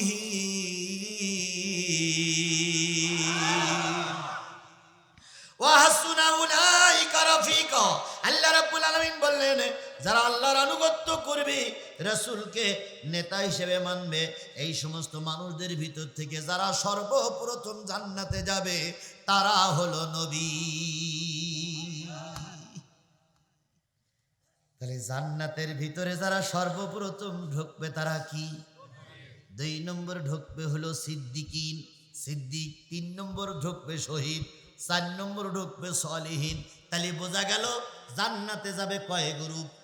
4 গ্রুপ। তার ভিতরে প্রথম থাকবে হলো নবী। আমাইতিল্লাহ ওয়া রাসূলা, যারা আল্লাহর আনুগত্য করবে, রাসূলের নেতৃত্ব মেনে চলবে, তারা নবীদের সঙ্গে জান্নাতে যাবে। তাহলে নবীদের সঙ্গে যদি মানুষ জান্নাতে যেতে চায়, নবীদের সব নবীদের 2টা কাজ ছিল। 1 নম্বর কাজ, পৃথিবীতে কোন নবী বেনামাজি ছিল না। কোন নবী বেনামাজি ছিল এরকম কোন প্রমাণ দিতে পারবেন কেউ? যমুক নবী নামাজ পড়িনি নবী হয়েছে? তাহলে সব নবীরা নামাজি ছিল। কথা বলেন ঠিক না ঠিক? তুমি আর আমি যদি নবীদের সঙ্গে জান্নাতে যেতে চাই, আজকের থেকে এই মঞ্চের থেকে এই ময়দান থেকে নিয়ত করতে হবে, আজকের থেকে নামাজ কাজা করব না। এটা কি শুধু পুরুষদের জন্য না নারীদের জন্য? তাহলে নারীদের আজকে নামাজ পড়ার জন্য আল্লাহ বললেন, পুরুষদেরকেও নামাজ পড়ার জন্য বললেন। নবীদের সঙ্গে যদি জান্নাতে যেতে চাও, নামাজ কাজা করা যাবে না। তাহলে সব নবীরা কি ছিল? নামাজি। 2 নম্বর, সব নবীরা, পৃথিবীতে যত নবী আসছে, 1 লাখ মতান্তরে 2,24,000 বলেন আর 28 জন বলেন আর 24 জন বলেন, সব নবীদের বেলায় কোন নবী দাড়িটি খুল লাগায়নি, কোন নবী দাড়ি কাটেনি, কোন নবী সুন্নতের বিপক্ষে ছিল না। তাহলে তুমি আর আমি যদি নবীর সঙ্গে জান্নাতে যেতে চাই, 1 নম্বর কাজ কি? এই মুসলমান কথা বলবেন স্পষ্ট করে, 1 নম্বর কাজ কি? 2 নম্বর কাজ কি? সুন্নতের পাবন্দি করা। ও বন্ধু, দাড়ি রাখা যেমন সুন্নাত, টুপি পরা যেমন সুন্নাত, পাঞ্জাবি পরা যেমন সুন্নাত, মেসওয়াক করা যেমন সুন্নাত, মিষ্টি খাওয়া যেমন সুন্নাত, ঠিক তেমনি তার চাইতে বড় সুন্নাত আল্লাহর দিন কায়েমের জন্য রাজপথে মিছিল করা, আল্লাহর দিন কায়েমের জন্য রাজপথে রক্ত দেওয়া, আল্লাহর দিন কায়েমের জন্য জেল কাটা মামলা খাওয়া, এটাও একটা বড় সুন্নাত। এই সুন্নাতের পাবন্দি যারা করবে, তারা সর্বপ্রথম জান্নাতের সিঁড়িতে দাঁড়াবে। ফেরেশতারা বলবে কি? সালাম সালাম সালাম, খালিদিনা ফাদখুলুহা খালিদিন, ঢোকো, অনন্তকালের জন্য ঢোকো, আর কেউ ডিস্টার্ব করবে না। তাহলে বিশাল জনতার কাছে জিজ্ঞেস করে, আপনারা কি জান্নাতে যেতে চান? সবাই যেতে চান? তাহলে আজকের থেকে নিয়ত করতে হবে, যত কঠিন অবস্থায় থাকি নামাজ কাজা করব। এবার আসুন। যে দলের বেশি নামাজি ধরে নেবেন সেই দলটা আল্লাহর জান্নাতি। এবার বলুন তো, আওয়ামী লীগের ভিতরে নামাজি বেশি না জামাতের ভিতরে নামাজি বেশি? বুঝে শুনে বললেন, দালালি করবেন না। বাংলাদেশ আওয়ামী লীগের ভিতরে নামাজি বেশি না জামাত ইসলামের ভিতরে নামাজি বেশি? এবার বলুন তো, আলেম ওলামা বাংলাদেশ জামাত ইসলামের পক্ষে বেশি না আওয়ামী লীগের পক্ষে বেশি? দুই একজন আলেম ভুল করতে পারে, কিন্তু অধিকাংশ আলেম ভুল করতে পারে না। খালি যে দলে নামাজি বেশি, যে দলে আলেম বেশি, যে দলের মানুষ ইসলামের জন্য ক্ষতি সাধন করেছে বেশি, ধরে নিতে পারি ওই দলটা জান্নাতি।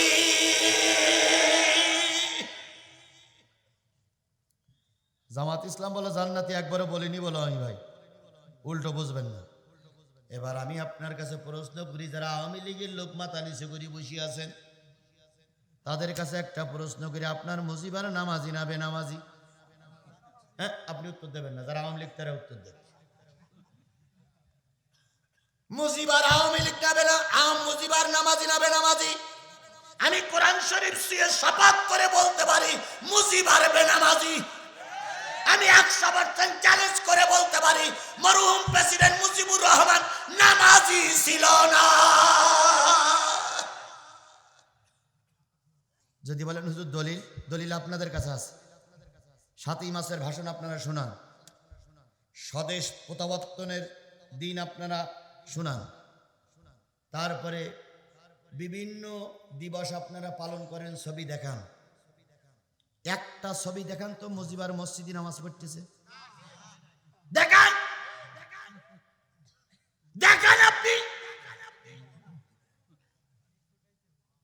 একটা ছবি আমার দেখান যে মুজিবার টুপি মাথায় দিয়ে ঈদের নামাজ পড়তে গেছে। আমার কথা বোঝেন না আপনারা? বোঝেন মনে হয়? একটা ছবি আমার দেখান। মুজিবারের দল তো করো শুধু হাইনার মতন খাওয়ার জন্য, নিয়ে আয় নিয়ে আয় নিয়ে আয়। এই হাইনার বাচ্চারা একটা ছবি দেখান। তোমরা শুধু দোকান লুট করতে পারো, মিথ্যা মামলা দিতে পারো, আমাদের জায়গা জমি দখল করতে পারো, কিন্তু তোমার নেতা একটা দিন শুক্রবারের নামাজ পড়ি আমার ছবি দেখাও। তাহলে আল্লাহর ভাষায় কলু লাম নাকু মিনাল মুসাল্লিন, যারা মুসাল্লি না তারা যাবে জাহান্নামে। তাহলে তোমার মুজিবার মুসাল্লি ছিল না। এখন তুমি প্রশ্ন করতে পারো মুজিবার মুসল্লি ছিল না তাতে আমার কি? আমি তো নামাজি। সূরা বনী ইসরাঈল ৭১ নম্বর আয়াত, ইয়াউমা নাদউ কুল্লা উনাসিম বিইমামিহিম। কিয়ামতের দিন প্রত্যেক দলপতি সহ অনুসারীরা উঠবে। দলপতি যদি জাহান্নামে যায়, কর্মীরাও জাহান্নামী। আলেমেরা পাশে বসে আছে। কোন রকম অর্থের ভুল হলে, তারতম্য হলে আমাকে শুধরাই দেওয়ার জন্য আপনাদের কাছে সবিনয় অনুরোধ করছি। ইয়াউমা নাদউ কুল্লা উনাসিম বিইমামিহিম। ইমাম মানে কি? নেতা, লিডার। তাহলে আওয়ামী লীগের লিডার হলো মরহুম শেখ মুজিব। এই মরহুম শেখ মুজিব বেনামাজি ছিল। যারা এই পর্যন্ত আওয়ামী লীগ করেছ, আজকে তওবা করে বাড়ি যাও, নতুবা মুজিবারের সঙ্গে জাহান্নামে যাওয়া লাগবে। এবার আসুন, যারা বাংলাদেশ জামাত ইসলাম করেন, আমরা বিশ্বাস করি নিজামী মারা গেছে, আলী হাসান মুজাহিদ মারা গেছে, কাদের মোল্লা মারা গেছে, তারপরে বিভিন্ন নেতারা মারা গেছে। আমরা বিশ্বাস করেছিলাম দেশ যদি পরিবর্তন হয়, বাংলাদেশ জামাত ইসলামের নেতৃত্ব নেবে আল্লামা সাঈদী। এটা আমাদের বিশ্বাস ছিল না? ছিল না? আরো জোরে বলেন, ছিল কি ছিল না? এই বাংলাদেশে সবচাইতে বেশি ভালোবাসে আল্লামা সাঈদীকে মানুষ। তাহলে ধরে নিলাম সাঈদী আমাদের রাজনৈতিক নেতা, আধ্যাত্মিক নেতা, ইমাম হিসেবে আমরা সাঈদীকে বেছে নিয়েছি। কথা বলেন ঠিক না বেঠিক? সাঈদী কোন দলের ওটা আমার পরিচয়ের বিষয় নয়। আল্লামা সাঈদী যদি আল্লাহর জান্নাতে যায়, আমরা যারা সাঈদী ভক্ত, সাঈদীর সঙ্গে আল্লাহ হয়তো আমাদেরও জান্নাতে নিয়ে নেবে। কথাকে বুঝাতে পেরেছি? এরপরেও যদি না বোঝেন তাহলে বড় বীর আব্দুল কাদেরের কবরে তো উড়াইতে আসছেন। আল্লাহ রসুলের হেদায়েতের বাণী কিন্তু আবু জেহেল শুনিনি। এরাম আবু জেহেল মার্কা লোক এখানেও আছে, এখানেই আছে। যাওয়ার সময় বলবে হুজুর কি বললো তা বুঝতে পারলাম না। তো বুঝবা কি, বোঝার জন্য বিবেক থাকা লাগে। এখন ওনারা হা করে বসে আছে শেখ হাসিনা ফিরে আসবে, তাই বসে আছে না শেখ হাসিনা ফিরে আসবে, হাসিনা ফিরে আসবে। পৃথিবীর ইতিহাস বলে কোন স্বৈরাচার দেশ থেকে পালিয়ে যাওয়ার পরে আর কখনো ফিরে আসেনি। আপনারা লিখে রাখেন, পৃথিবীর ইতিহাস বলে কোন স্বৈরাচার পালিয়ে যাওয়ার পরে আর ফিরে আসেনি। আর শেখ হাসিনা ফিরে আসবে এটা যারা বিশ্বাস করে বসে আছো, ভূতির স্বর্গে বসবাস করতেছো। আর শেখ হাসিনা ওদিক থেকে বলতেছে চিন্তার কোনো কারণে আমি সীমানার পাশেই আছি, টুস করে ঢুকে পড়বো, চট করে ঢুকে পড়বো। ওনারা চট করে ঢুকে পড়বো আর আমরা সব আঙুল চষবো। এই সাদাতপুরের মুসলমানেরা বলেন ওনারা চট করে ঢুকে পড়বো আর আমরা আঙুল চষবো। শেষ শনিবার অনেক আগেই পাল্টে গেছে, একবার যাওয়ার সুযোগ করে দিয়েছি। বাংলাদেশের মাটিতে রাজনীতি করার জন্য আর ঢোকার সুযোগ জনগণ দেবে না, দেবে না, দেবে না।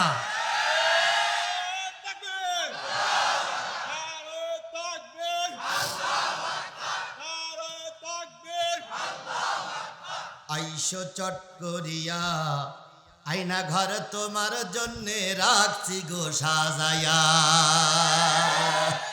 ও বুবু আইসো চট করিয়া আয়না ঘর তোমার জন্য রাখছি গো সাজায়া। আমরা রিসিপিশনে বৈশাসি, রিসিপিশনে বৈশাসি জুতোর মালা লইয়া। আয়না ঘর তোমার জন্য রাখছি গো সাজায়া। নির্বিচারে মারছ মানুষ ক্ষমতার লাগিয়া।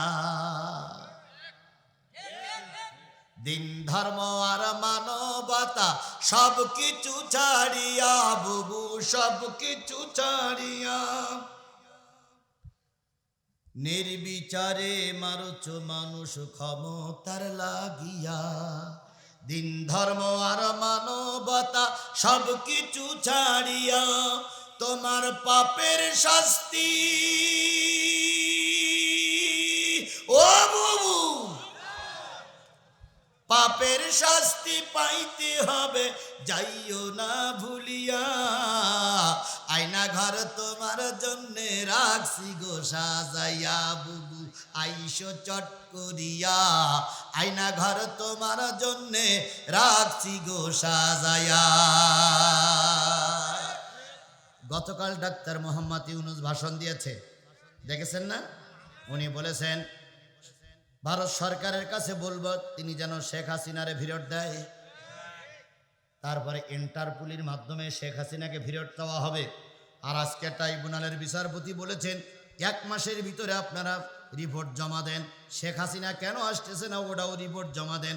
শেখ হাসিনাকে আনতে আমরা বাধ্য হব। আর আমরাও সরকারকে বলতেছি বিনা অপরাধে কাউকে মারা যাবে না, বিনা বিচারে কাউকে মারা যাবে না। শেখ হাসিনা আসুক, বিচার হোক, যদি বিচারে ফাঁসি হয় ফাঁসিতে ঝুলানো হোক, বিনা বিচারে মারার পক্ষে আমরা নই। কথা ঠিক, কথা ঠিক। তাহলে প্রথম জান্নাতে যাবে কারা? নবীরা কেন যাবে? পৃথিবীর সবচেয়ে ভিআইপি ইমানদার লোক ছিল নবীরা। নবীদের চাইতে বড় ঈমান আর পৃথিবীর কারোর নাই, হবে না, হতে পারে না। বলুন তো, যে ছাত্র ভালো তার পরীক্ষা কঠিন না সহজ? না, যে ছাত্র যত ভালো তার পরীক্ষাটা তত কঠিন। কথা বলেন ঠিক যাবে ঠিক? আর যে ছাত্র জগা খিচুড়ি তার পরীক্ষায় হলো ওয়াটো পাস। বলুন তো, সেই কেয়ারটেকার সরকারের আমলে এমপি হয়েছিল সেই এমপি আর শেখ হাসিনার 3 বারের এমপি কি এক? জোরে বলেন এক। যারা মেম্বারি ভোটেও 4.5 বার ফেল করেছে তারাই হয়ে গেছে এমপি। এর হলো আমি বলি বিয়ে করার পরে যদি সন্তান হয় সে সন্তানটা বৈধ হয়। লেখাপড়া শিখে যদি এমএ পাস করে সে ছেলেটা হয় শিক্ষিত ছেলে। কথা বলে ঠিক না বেটি? তাহলে বিয়ে করে বিয়ের লেখা কি বলে ভোটের মাধ্যমে যে নেতা হয় সেই নেতা হয় বৈধ নেতা। বিয়ে করলেও মা হয়, না করলেও অনেকে মা হয়। অনেকে বিয়ের আগে মা হয় না, আবার বিয়ে করার পরেও কোনো মেয়ে মা হয়। বলুন তো, একই মায়ের দুই মেয়ে, এক মেয়ে বিয়ের আগে মা হয়েছে আর এক মেয়ে বিয়ের পরে মা হয়েছে। বলুন তো, যেটা বিয়ের আগে মা হয়েছে ওরা বৈধ মা না অবৈধ মা? আর যারা বিয়ের পরে মা হয়েছে ওরা বৈধ মা না অবৈধ মা? ওটা বৈধ। ঠিক তদ্রূপ ভোট ছাড়া বিগত 3টে পিরিয়ডে যারা এমপি ছিলে বিয়ের আগে মা হলে যেমন অবৈধ মা হয়, জনগণের ভোট ছাড়া ক্ষমতায় গিয়েছো তোমরা ওইরা 4 সন্তান জন্ম দেওয়ার মতন বাংলাদেশের অবৈধ নেতা, অবৈধ নেতা। তোমাদের মতন অবৈধ নেতার কোনো অধিকার নেই আল্লামা সাঈদীর বিচার করা। এদের বিচার আমরা মানি না, এদের বিচার আমরা মানি না। কথা বলেন ঠিক না ঠিক? সুতরাং সাঈদীর বিচার করে যারা রায় দিয়েছিলে সাঈদীর রক্ত আমরা বৃথা যেতে দেব না। সাঈদীর মৃত্যুর বিচার আমরা করবই ইনশাআল্লাহ। বলেন ইনশাআল্লাহ, বলেন ইনশাআল্লাহ বলেন। যারা আমার 1500 সংস্কার কি বলে ছাত্র আন্দোলনে যাদের 1500 ছাত্রকে গুলি করে মেরেছ প্রত্যেকটার বিচার বাংলাদেশে হবে। আর এদের পিছনে যারা ইন্ধন যোগাইছ, যারা ভোট ছাড়া জাতীয় সংসদে যেয়ে এদের কাজকে সহজ করে দিয়েছ, আমি আজিজুল ইসলাম স্পষ্ট করে বলে গেলাম এদের বিচার আমরা করবই ইনশাআল্লাহ, ইনশাআল্লাহ। হ্যাঁ, যারা সাধারণ মানুষ আছেন, যারা কোনো অন্যায় কাজের সঙ্গে জড়িত না, অনেক সময় প্রবাদ আছে গুতোয় পুড়িয়ে সুসোয় নামাজ পড়ে। এরা আমলিগ করতে চাইনি কিন্তু গুতোয় পুড়িয়ে করতে হয়েছে। এ লোকগুলোর ব্যাপারে আমাদের অনেকটা ছাড় আছে। কথা বলেন ঠিক না বেঠিক? কিন্তু প্রকৃত সাত করে যারা আওয়ামী লীগ করে আমাদের ক্ষতিগ্রস্ত করেছ বিচারের আওতায় আনা হবেই ইনশাআল্লাহ। বলতেছিলাম প্রথম যাবে নবীরা জান্নাতে। নবীদের সঙ্গে যদি যেতে চান আজকে থেকে নিয়ত করতে হবে 5 ওয়াক্ত সালাত আদায় করব, নামাজ কাজা করব না। আর যতগুলো সুন্নত আছে সুন্নতের পাবন্দি করবে। 1 নম্বর পয়েন্ট শেষ। 2 নম্বর জান্নাতের সারিতে দাঁড়িয়ে আছে। আল্লাহ রাব্বুল আলামিন বলতেছে সিদ্দিকিন, 2 নম্বরের সারিতে যারা দাঁড়িয়ে আছে তারা হলো সিদ্দিক। সিদ্দিক মানে কি? সত্যবাদী। সত্যের পক্ষে থাকা বড়ই কঠিন। সত্যের পক্ষে যারাই থাকে তাদের পরীক্ষা হয়েছে না হয়নি? আরো জোরে বলেন হয়েছে না হয়নি? ভাই কয়টা লোক উঠতেছেন? আপনারা হাত তোলেননি না? 12টা বেজে গেছে। উঠতেছেন কেন তাহলে? না, ওটা যাবে না তো। কেন যাবে? আমরাও মুসলমান, ওরাও মুসলমান। ওরা লিখে দেখ, ওরা লিখে দেখ যে হুজুর নামাজ না পড়লে জান্নাতে যাওয়া যাবে, তাহলে তোমরাও বেনামাজি আমিও বেনামাজি। আজ যদি নামাজ পড়ি জান্নাতে যেতে হয় তাহলে তোমরাও পড়বো আমরাও পড়বো। কোরআন মেনে না চলে যদি কেউ জান্নাতে যেতে চায় তাহলে ওরাও যেতে পারবে আমরাও যেতে পারবো। আর কোরআন মেরিয়ে যদি জান্নাতে যেতে হয় বাজান তোমরা ধরা পড়ে যাবা। এই জন্য দয়া করে শোনো, শোনার জন্য চেষ্টা করো। 12টা পর্যন্ত একটু দয়া করে খেয়াল করো। তাহলে 2 নম্বর হলো সিদ্দিক। সিদ্দিক সিদ্দিক সত্যবাদীর বড় অভাব। এই জন্য আমরা সত্যবাদী হব জান্নাতে যেতে গেলে। 3 নম্বরে শহীদ। শহীদরা যাবে আল্লাহর জান্নাতে। নবী বলেন সালাসাতুল ইয়াউমাল কিয়ামাতি ইয়াশফাউ ইয়াউমাল কিয়ামাতি সালাসাতুল আম্বিয়া সুম্মাল উলামা সুম্মাশ শুহাদা। কিয়ামতের দিন 3 শ্রেণীর মানুষ আল্লাহর কাছে সুপারিশ করবে। প্রথম সুপারিশ করবে নবীরা, পরে সুপারিশ করবে আলেমেরা, 3 নম্বর সুপারিশ করবে শহীদেরা। শহীদ বড় কঠিন জিনিস। কথা বলেন ঠিক না বেটি? বাংলাদেশে অনেকেই শহীদের দাবি করে। প্রকৃত শহীদ হল আমাদের বাংলাদেশের একজন কাদের মোল্লা ভাই। ইনি হলেন প্রকৃত শহীদ। কথা বলেন ঠিক না বেটি? আপনি বলতে পারেন ভাই কাদের মোল্লা ভাই কি করে শহীদ হলে আমার একটু জানান। কাদের মোল্লা ভাইয়ের শহীদের রায় হয়ে, কাদের মোল্লা ভাইয়ের ফাঁসির রায় হয়ে গেছে। ফাঁসির রায় হয়ে গেছে। উনি জেলখানার ভিতরে আছেন। যেদিন ফাঁসি দেবেন তার 3 ঘন্টা আগে জল্লাদের এসে বললেন, মোল্লা ভাই, আপনার আর ফাঁসিতে ঝোলার জন্য 3 ঘন্টার সময় বাকি আছে।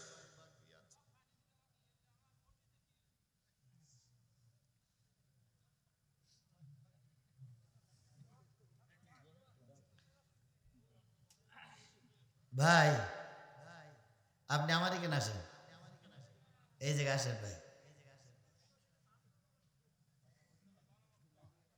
প্রথম কালেকশন হয়ে গেছে, দ্বিতীয় কালেকশন হয়ে গেছে, তৃতীয় কালেকশন আমরা করেছি না করিনি?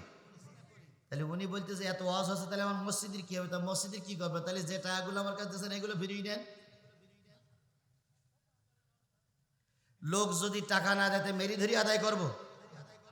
ওনার অবস্থা মনে হয় তাই।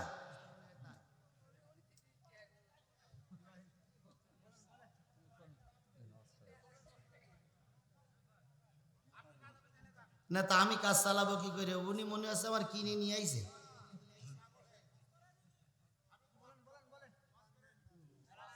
আচ্ছা বলেন, আমরা কালেকশনের জন্য চেষ্টা করিনি? প্রধান বক্তা কোন জায়গায় কালেকশন করে আমার দেখাই দেন। কালেকশন করে কিছুদিন আগে আব্দুল্লাহ আলমিন মাহফিল করে গেছে, কালেকশন করিল। আমির হামজা কোন জায়গায় কালেকশন করে? তাহলে আপনারা জেনে বুঝে নেই ওখান পরে গুজুর গুজুর করতেছেন কেন?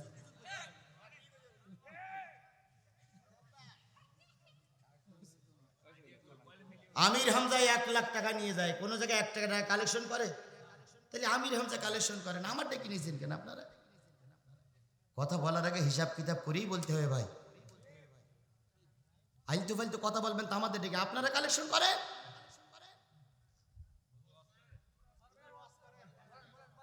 দেখলি তো মনে হয় ফেরেশতা জিবরাইল ছোট ভাই।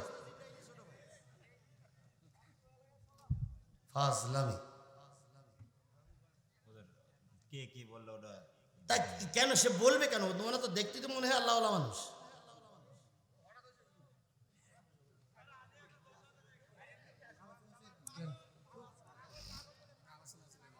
ভাই আমরা সবাই একসঙ্গে যাবো ইনশাল্লাহ, একসঙ্গেই যাবো ইনশাল্লাহ। ভেবে বুঝে বক্তা দাওয়াত করবেন, এটা আমার অনুরোধ। ভেবে বুঝেই দাওয়াত করবেন, আমার অনুরোধ। ভেবে বুঝেই দাওয়াত করবেন, এটা আমার অনুরোধ। যদি কালেকশন করবেন তাহলে মোশাররফ ভাইকে সারা রাত রাখতে হতো। তারপরেও তো আমি কালেকশন করেছি, করতেছি, এখনো তো মোনাজাত শেষ হয়নি। আপনার তার আগে এত জ্বালা করতেছ কেন?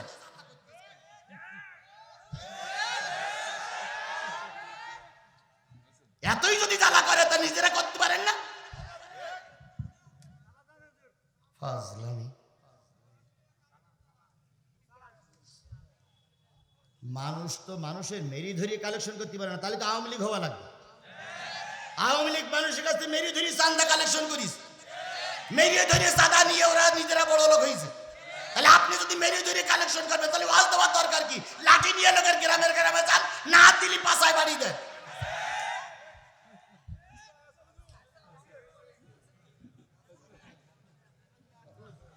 শোনেন, একটা জিনিসের একটা বেগ থাকে, একবার যদি ব্রেক করা হয় সেই বেগটা নষ্ট হয়ে যায়। আরে ভাই আমি তো চেষ্টা করতেছি।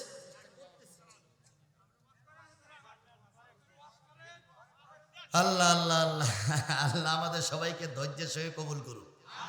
আর একটু জোরে বলেন আমি, আর একটু জোরে বলেন আমি, আরো জোরে। ভাই আপনি আমার এখানে আসেন, ভাই আপনি আর একটু কোলাকুলি করি, আসেন। আমার ভাইয়েরা, যে জিনিসটা বোঝাতে চাচ্ছিলাম, জান্নাতি মানুষ হবে কয় গ্রুপ? তার ভিতরে নবীরা বিনা হিসাবে জান্নাতে চলে যাবে, সিদ্দিকদের আল্লাহ মাফ করে দেবে। 3 নম্বরে যারা থাকবে তারা হলো শহীদ। কারা? শহীদ জিনিসটা বলা যত সহজ, শহীদ জিনিসটা লেখা যত সহজ, শহীদ হওয়াটা কিন্তু অত সহজ নয়। নিজের জীবনকে রাজপথে বিলাইয়া দেওয়া, গুলির সামনে নিজেকে দাঁড় করাইয়া দেওয়া, এটা যেমন তেমন ইমানের কাজ নয়। হঠাৎ করে গাড়ির তলায় পুড়ি মারা যাওয়া আর বন্দুকের নলের সামনে পড়া, দুইটা জিনিস কখনো এক হতে পারে না। আপনাদের এলাকায় নজরুল বলে একটা ছেলে মারা গেছে, গেছে না? বলুন, এ মারা যাবে এটাকে জীবনেও জানতো? এ কিন্তু বাড়ির থেকে বেরিয়েছিল বিশাল একটা কাজে, আসতেছিল আস্তে আস্তে মোটরসাইকেল নিয়ে, পিছন দিক থেকে হঠাৎ করে গাড়ি চাপা দিয়ে মেরে দেবে, এটা কিন্তু চিন্তার বাইরে। আর একটা ছেলে ওই যারা রংপুরের সাইদ, আবু সাইদ, ও জানতো আমি রাজপথে বুক উঁচু করে দিলি গুলি করবে। এই যে দুইজন শহীদ, এই দুইজন শহীদের মর্যাদা এক না, কারণ ও কিন্তু জেনে বুঝেই রাজপথে জীবন দিয়েছে। তাহলে জেনে বুঝে জীবন দেওয়া আর অজান্তে মারা যাওয়া, দুইজন এক হতে হযরত আমির হামজার নাম আপনারা শুনেছেন। আমির হামজা উহুদের ময়দানে শহীদ হয়ে গেলেন। শুধু শহীদ হন নাই, আমির হামজার যখন মৃত্যু হয়ে গেল, আমির হামজাকে রাজপথে শোয়ে ওই হিন্দা নামক পাপিষ্টা মহিলা বুকটা চিড়ে কলিজাটা বের করেছে। কলিজা বের করে হাইনাদের মতন চিবাইয়ে চিবাইয়ে চিবাইয়ে চিবাইয়ে খাওয়ার জন্য চেষ্টা করেছে, কিন্তু ওই হিন্দা আমির হামজার কলিজাটা চিবাইয়ে খেতে পারেন নাই। যদি হিন্দা আমির হামজার কলিজাটা চিবাইয়ে খেতে পারত, হয়তো হিন্দাকেও জাহান্নামে যাওয়া হারাম হয়ে যেত। এই জন্য কলিজা চিবিয়ে খেতে পারেনি। শুধু তাই নয়, আমির হামজা যখন শহীদ হলো, চোখ তুলে নিল, কান কেটে নিল, নাক কেটে নিল, লজ্জাস্থান কেটে নিল, আঙুল কেটে নিল, নিয়ে নিয়ে একটা ফুলের একটা মালায় গাঁথলো, একটা মালায় পরাইয়া হিন্দা বুকের পরে কেড়ে নাচতে লাগলো আর বলল, বদরের যুদ্ধের প্রতিশোধ নিলাম, বদরের যুদ্ধের প্রতিশোধ নিলাম, বদরের যুদ্ধের প্রতিশোধ নিলাম। ও আমার বন্ধু, শহীদ শব্দটা লেখা বড় সহজ, কিন্তু শহীদ হওয়াটা লেখা বড় সহজ, কিন্তু শহীদ হওয়া বড় কঠিন কাজ। শহীদ সকলের কপালে জোটে না। কথা কি বুঝেছেন? আমার কথা কি বুঝেছেন? এই জন্য শহীদেরা যাবে আল্লাহর জান্নাতে। এখন আমি নবী হতে পারিনি, সিদ্দিক হতে পারিনি, শহীদও আমার কপালে আছে কিনা আমি জানি না। শহীদ কিন্তু হতেও পারে, নাও হতে পারি, তাহলে কি আমি দোজখে যাব? আল্লাহ বলতেছে না, এবার শোনো, তোমাদের জন্য সুযোগটা করে দিলাম। শুহাদাই ওয়াস সালিহিন, সর্বশেষ যারা জান্নাতে যাবে তারা হলো সালিহিন, নেককার নেককারিনী। এবার আসুন, যারা কারা সলেহে, যারা কারা সলে ব্যক্তি সেই ব্যক্তি যেই ব্যক্তি ওয়াক্ত মতন 5 ওয়াক্ত নামাজ পড়ে। সলে ব্যক্তি সেই ব্যক্তি যেই ব্যক্তি ধর্মীয় কাজে সহযোগিতা করে। সলে ব্যক্তি সেই ব্যক্তি যে ব্যক্তি ধর্মের পক্ষে থাকে। এখন আপনি আমি যদি সালেহ হতে চাই, নেককার বান্দা হতে চাই, অবশ্যই আপনাকে আমাকে কোরআন হাদিসের পক্ষেই থাকতে হবে। আর এবার বলুন তো, কোরআন হাদিসের পক্ষে থাকলে পরীক্ষা হবে না হবে না? আরো জোরে বলেন, পরীক্ষা হবে কি হবে না? অতীতের লোকদের হয়েছে, তোমার আর আমার বেলায়ও হবে। সলেহীন নেককার এই বান্দাগুলো যারা হতে পারবে, তারাও আল্লাহর কোথায় যাবে? জান্নাতে যাবে। এবার আসুন, কিয়ামতের দিন মুসিবতের কালে গোটা পৃথিবী যখন ধ্বংস হয়ে যাবে, সব পৃথিবী যখন ধ্বংস হয়ে যাবে, যে ঘরটা আপনারা নির্মাণ করলেন, আল্লাহর ওই ঘরটা ধ্বংস হবে না। আল্লাহর ঘর ধ্বংস হবে না। আল্লাহ রব্বুল আলামিন বলবে, তোমরা কারা গো? ওই ঘরটা বলবে, আমরা আল্লাহর ঘর, জান্নাতে যাও না কেন? তখন বলবে, আল্লাহ জান্নাতে তো যাব, তুমি তো তোমার ঘর তৈরি করেছিল ওই ব্রজবালার মানুষেরা, করেছিল কায়ুমপুরীর মানুষেরা, ওদেরকে যতক্ষণ জান্নাতে না দিবা ততক্ষণ আমি একা একা জান্নাতে যাব না। আল্লাহ বলবে, তাহলে তুমি খোঁজো। মসজিদ হেঁকে হেঁকে বলবে, কই সেই মুয়াজ্জিন, কই সেই ইমাম, কই সেই মুসাল্লি, কই সেই জমিদাতারা, কই সেই টাকাদাতারা? কিয়ামতের দিন সবাইকে ডেকে ডেকে মসজিদ, আল্লাহর ঘর, জান্নাতের দিকে ধাবিত হবে। সেদিন আমরা যারা সলেহীন হয়ে থাকতে চাই তারা ওই মসজিদে চড়েই আমরা জান্নাতে যাব। কথা বলেন ঠিক না বেঠিক?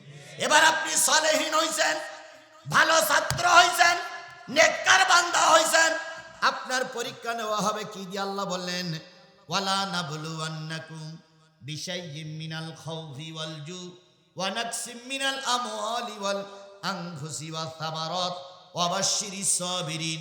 অবশ্যই তোমাদের পরীক্ষা নেওয়া হবে ভয় দিয়ে। কিসের ভয়? আল্লাহর ভয়। কিসের ভয়? আল্লাহর ভয়। নাকসিম মিনাল আমওয়ালি ওয়াল আনফুসি ওয়াস সামারাত ওয়াল জু, তোমাদেরকে না খাওয়াই রাখা হবে, ফল ফসলের ক্ষতি হবে, জানমালের ক্ষতি হবে, ব্যবসা বাণিজ্যের ক্ষতি হবে। তোমরা যে ভালো পথে ছিলে এজন্য তোমাদেরকে মামলা দেওয়া হবে। এই পরীক্ষার পরও যারা পাশ করবা তাদের সাথে আমি আল্লাহ পাক আছি। তাহলে ওই পরীক্ষায় পাশ আমাদের করা দরকার। কথা বলেন ঠিক না বেঠিক? এই পরীক্ষায় যারা পাশ করেছে ফাঁসির কাছে দাঁড়িয়েও তারা আল্লাহরে ভুলে যায়নি। সেরকম একজন লোক ছিলেন আব্দুল কাদের মোল্লা ভাই। ফাঁসির আর কয়েক ঘন্টা বাকি। 3 ঘন্টা আগে যে জেল দারোগা জল্লাদেরা যে বলতেছে স্যার 3 ঘন্টা বাকি আছে। কিসের? ফাঁসি।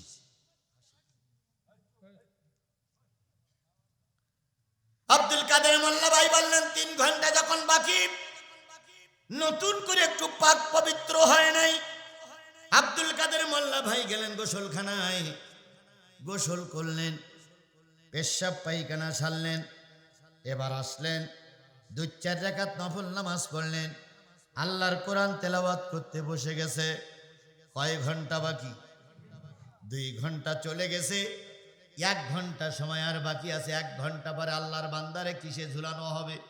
ফাঁসিতে ঝুলানো হবে। ইমানদার, সলেহীন, নেককার, আল্লাহ ভীরু লোক শুধু সাদা কাগজে লিখলি হয় না। আল্লাহ ভীরু হতে গেলে দিলের ভিতরে ঈমান থাকা লাগে। 1 ঘন্টা বাকি, তিনি প্রস্তুতি নিয়েছেন যে ফাঁসিতে ঝুলবেন। এক পর্যায়ে আরো 1/2 ঘন্টা বাকি। 1/2 ঘন্টা পরে জল্লাদের এসে চারিপাশে ঘিরে রেখেছে, এখন 1/2 ঘন্টা পরে আপনাকে নেওয়া হবে। উনি আবার গোসলখানায় গেলেন, গোসল করলেন, উজু করলেন। উজু করার পরে উনি 10 মিনিট আগে জেলের ভিতরে কামরার ভিতরে গেটে দাঁড়াই আছে, দরজা খুললেই বাহির হবে। ও আমার সাথীরা, দরজা খোলা হলো। উনি সবার আগে ফাঁসির মঞ্চের দিকে যাচ্ছে। পিছন দিক থেকে একদল লোক বলতেছে স্যার একটু আস্তে আস্তে হাঁটুন, আপনি যে জোরে হাঁটতেছেন আমরা তো হেঁটে পারি না। উনি তখন বললেন ভাই আমি এই জন্য যাচ্ছি যে তোমরা তাড়াতাড়ি আমাকে ফাঁসিতে ঝুলাইয়ে দাও। আমি আমার চোখে দেখতেছি আল্লাহ রসুল জান্নাতে দাঁড়িয়ে আমার জন্য অপেক্ষা করতেছে। ইমানদার বলা খুব সহজ, ইমানের পরে টিকে থাকা খুবই কঠিন। কথা বলেন। ইমানের পরে টিকে থাকা খুবই কঠিন। অনেক আলেম ওলামারা ইমানের পরে টিকে থাকতে পারেনি। আমাদের বাংলাদেশের একজন বড় আলেম, নাম তার শোলাকিয়ার ইমাম ফরিদউদ্দিন মাসুদ, তিনি তার ইমানের বলে টিকে থাকতে পারেনি। কথা বলেন ঠিক না বেঠিক? তারপরে আর একজন বলেছিল শেখ হাসিনা আপনি জান্নাতি, কফিলউদ্দিন সাহেব, না বলি কফিলউদ্দিন সাহেব, তিনিও তার ইমানের পরে টিকে থাকতে পারেননি। কথা বলেন ঠিক না বেঠিক? আর একজন মসজিদের খতিব, ওই যে বাইতুল মোকাররমের খতিব মুফতি রুহুল আমিন সাহেব, তিনিও তার ইমানের পরে টিকে থাকতে পারেন নাই। এই লোভে, এই তৃষ্ণা, এই লোভে আকাঙ্ক্ষায় তিনি তাদের ইমান বিক্রি করে ফেলেছে। কথা বলেন আমার ভাইয়েরা। জনগণ জিজ্ঞেস করলো কিভাবে আপনি বুঝলেন রসুল আপনার জন্য অপেক্ষা করতেছে? আব্দুল কাদের মোল্লা ভাই বললেন তোমরা যেটা দেখতে পাচ্ছ না আমি সেটা দেখতে পাচ্ছি। আমি আমার অন্তর চক্ষু দিয়ে দেখতেছি আল্লাহর নবী জান্নাতের সিঁড়িতে আমার জন্য দাঁড়িয়ে বলতেছেন আব্দুল কাদের মোল্লা 23টা বছর তাহাজ্জুদ নামাজ পড়ে পড়ে দোয়া করেছো, আল্লাহ তুমি আমাকে শহীদ মৃত্যু দাও। আল্লাহ তোমার মৃত্যু কবুল করে চাসো, আমি তোমাকে নিয়ে জান্নাতে চলে যাব। আর আমি স্পষ্ট করে দেখতেছি জান্নাতটা নতুন করে সাজানো হয়েছে। আমি নবীকে জিজ্ঞেস করলাম, কাদের জন্য জান্নাত সাজানো হচ্ছে? নবী মিসকে হাসি দিয়ে বললেন, কাদের মোল্লা, তোমার দোয়া মালিকের কাছে কবুল হয়ে গেছে, তোমার জন্য জান্নাত নতুন করে সাজানো হয়েছে। আরেকটু সামনে যান, শহীদ কারে বলে, শহীদের মর্যাদা কোথায়? আরেকটু সামনে যান। এবার কাদের মোল্লা ভাইয়ের ফাঁসির 69 মিনিট কান সময় বাকি আছে। এখনো জম টুপি পরানো হয়নি, এখনো জম টুপি পরানো হয়নি। কাদের মোল্লা ভাই বলতেছে, তাড়াতাড়ি কাজটা শেষ করো। জল্লাদেরা বলতেছে, এত তাড়াহুড়া করতেছেন কেন? উনি বলতেছে, তোমাদের নাকি কি একটা নতুন গন্ধ পাচ্ছ? 5 জন জল্লাদ ছিলেন, 4 জন নীরব থাকলেন। একজন বললেন, স্যার আমি তো নাকি একটা নতুন আতরের গন্ধ শুকতে পাচ্ছি। আমি মনে মনে ভাবতেছিলাম আতরের গন্ধটা আপনার কাছ থেকে আসতেছে। কাদের মোল্লা ভাই বললেন, না, আমার রুহটা নিয়ে যাবার জন্য আল্লাহর ফেরেশতারা চারিপাশে আমাকে ঘিরে রেখেছে। ওই ফেরেশতার গন্ধ আমি এখন নাকে শুকতেছি। ও আমার ভাইয়েরা, এর নাম হলো শহীদ। এরকম শহীদ মৃত্যু আল্লামা সাঈদীরও হয়েছে। কথা বলেন ঠিক না বেঠিক? আল্লামা সাঈদী 13টা বছর জেলখানায় থাকার পরে এই স্বৈরাচারেরা তাকে ইনজেকশন দিয়ে মেরে দিয়েছে।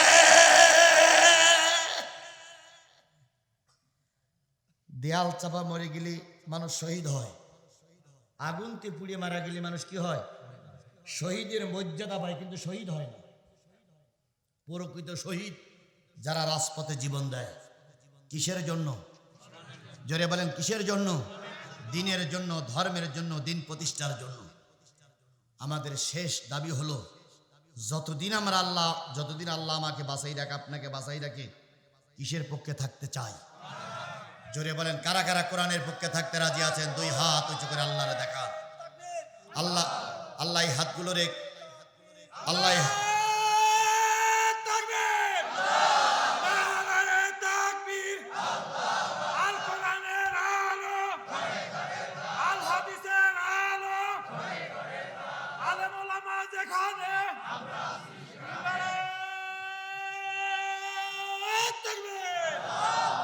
আল্লাহ কোরআনের জন্য আমাদেরকে কবুল করুক। মৃত্যুর আগ পর্যন্ত ধর্মের পক্ষে থাকা তৌফিক দান করুক। বন্ধুগণ, মাঝখানে একটু ব্রেক হয়ে গেছে, মিস্টেক হয়ে গেছে। সেটা হচ্ছে ওনাদের দুর্বলতা নয়, আমারও দুর্বলতা নয়। ওনারা চাচ্ছে মসজিদটা হয়েই যাক, আমরাও তো তাই চাচ্ছি নাকি? আচ্ছা, আমরা এখানে কেউ মসজিদের বিপক্ষে? কিন্তু যে পরিমাণ আশা করা হয়েছিল যে 4-5 লাখ টাকা উঠবে, সে তত টাকা মনে হয় হয়নি।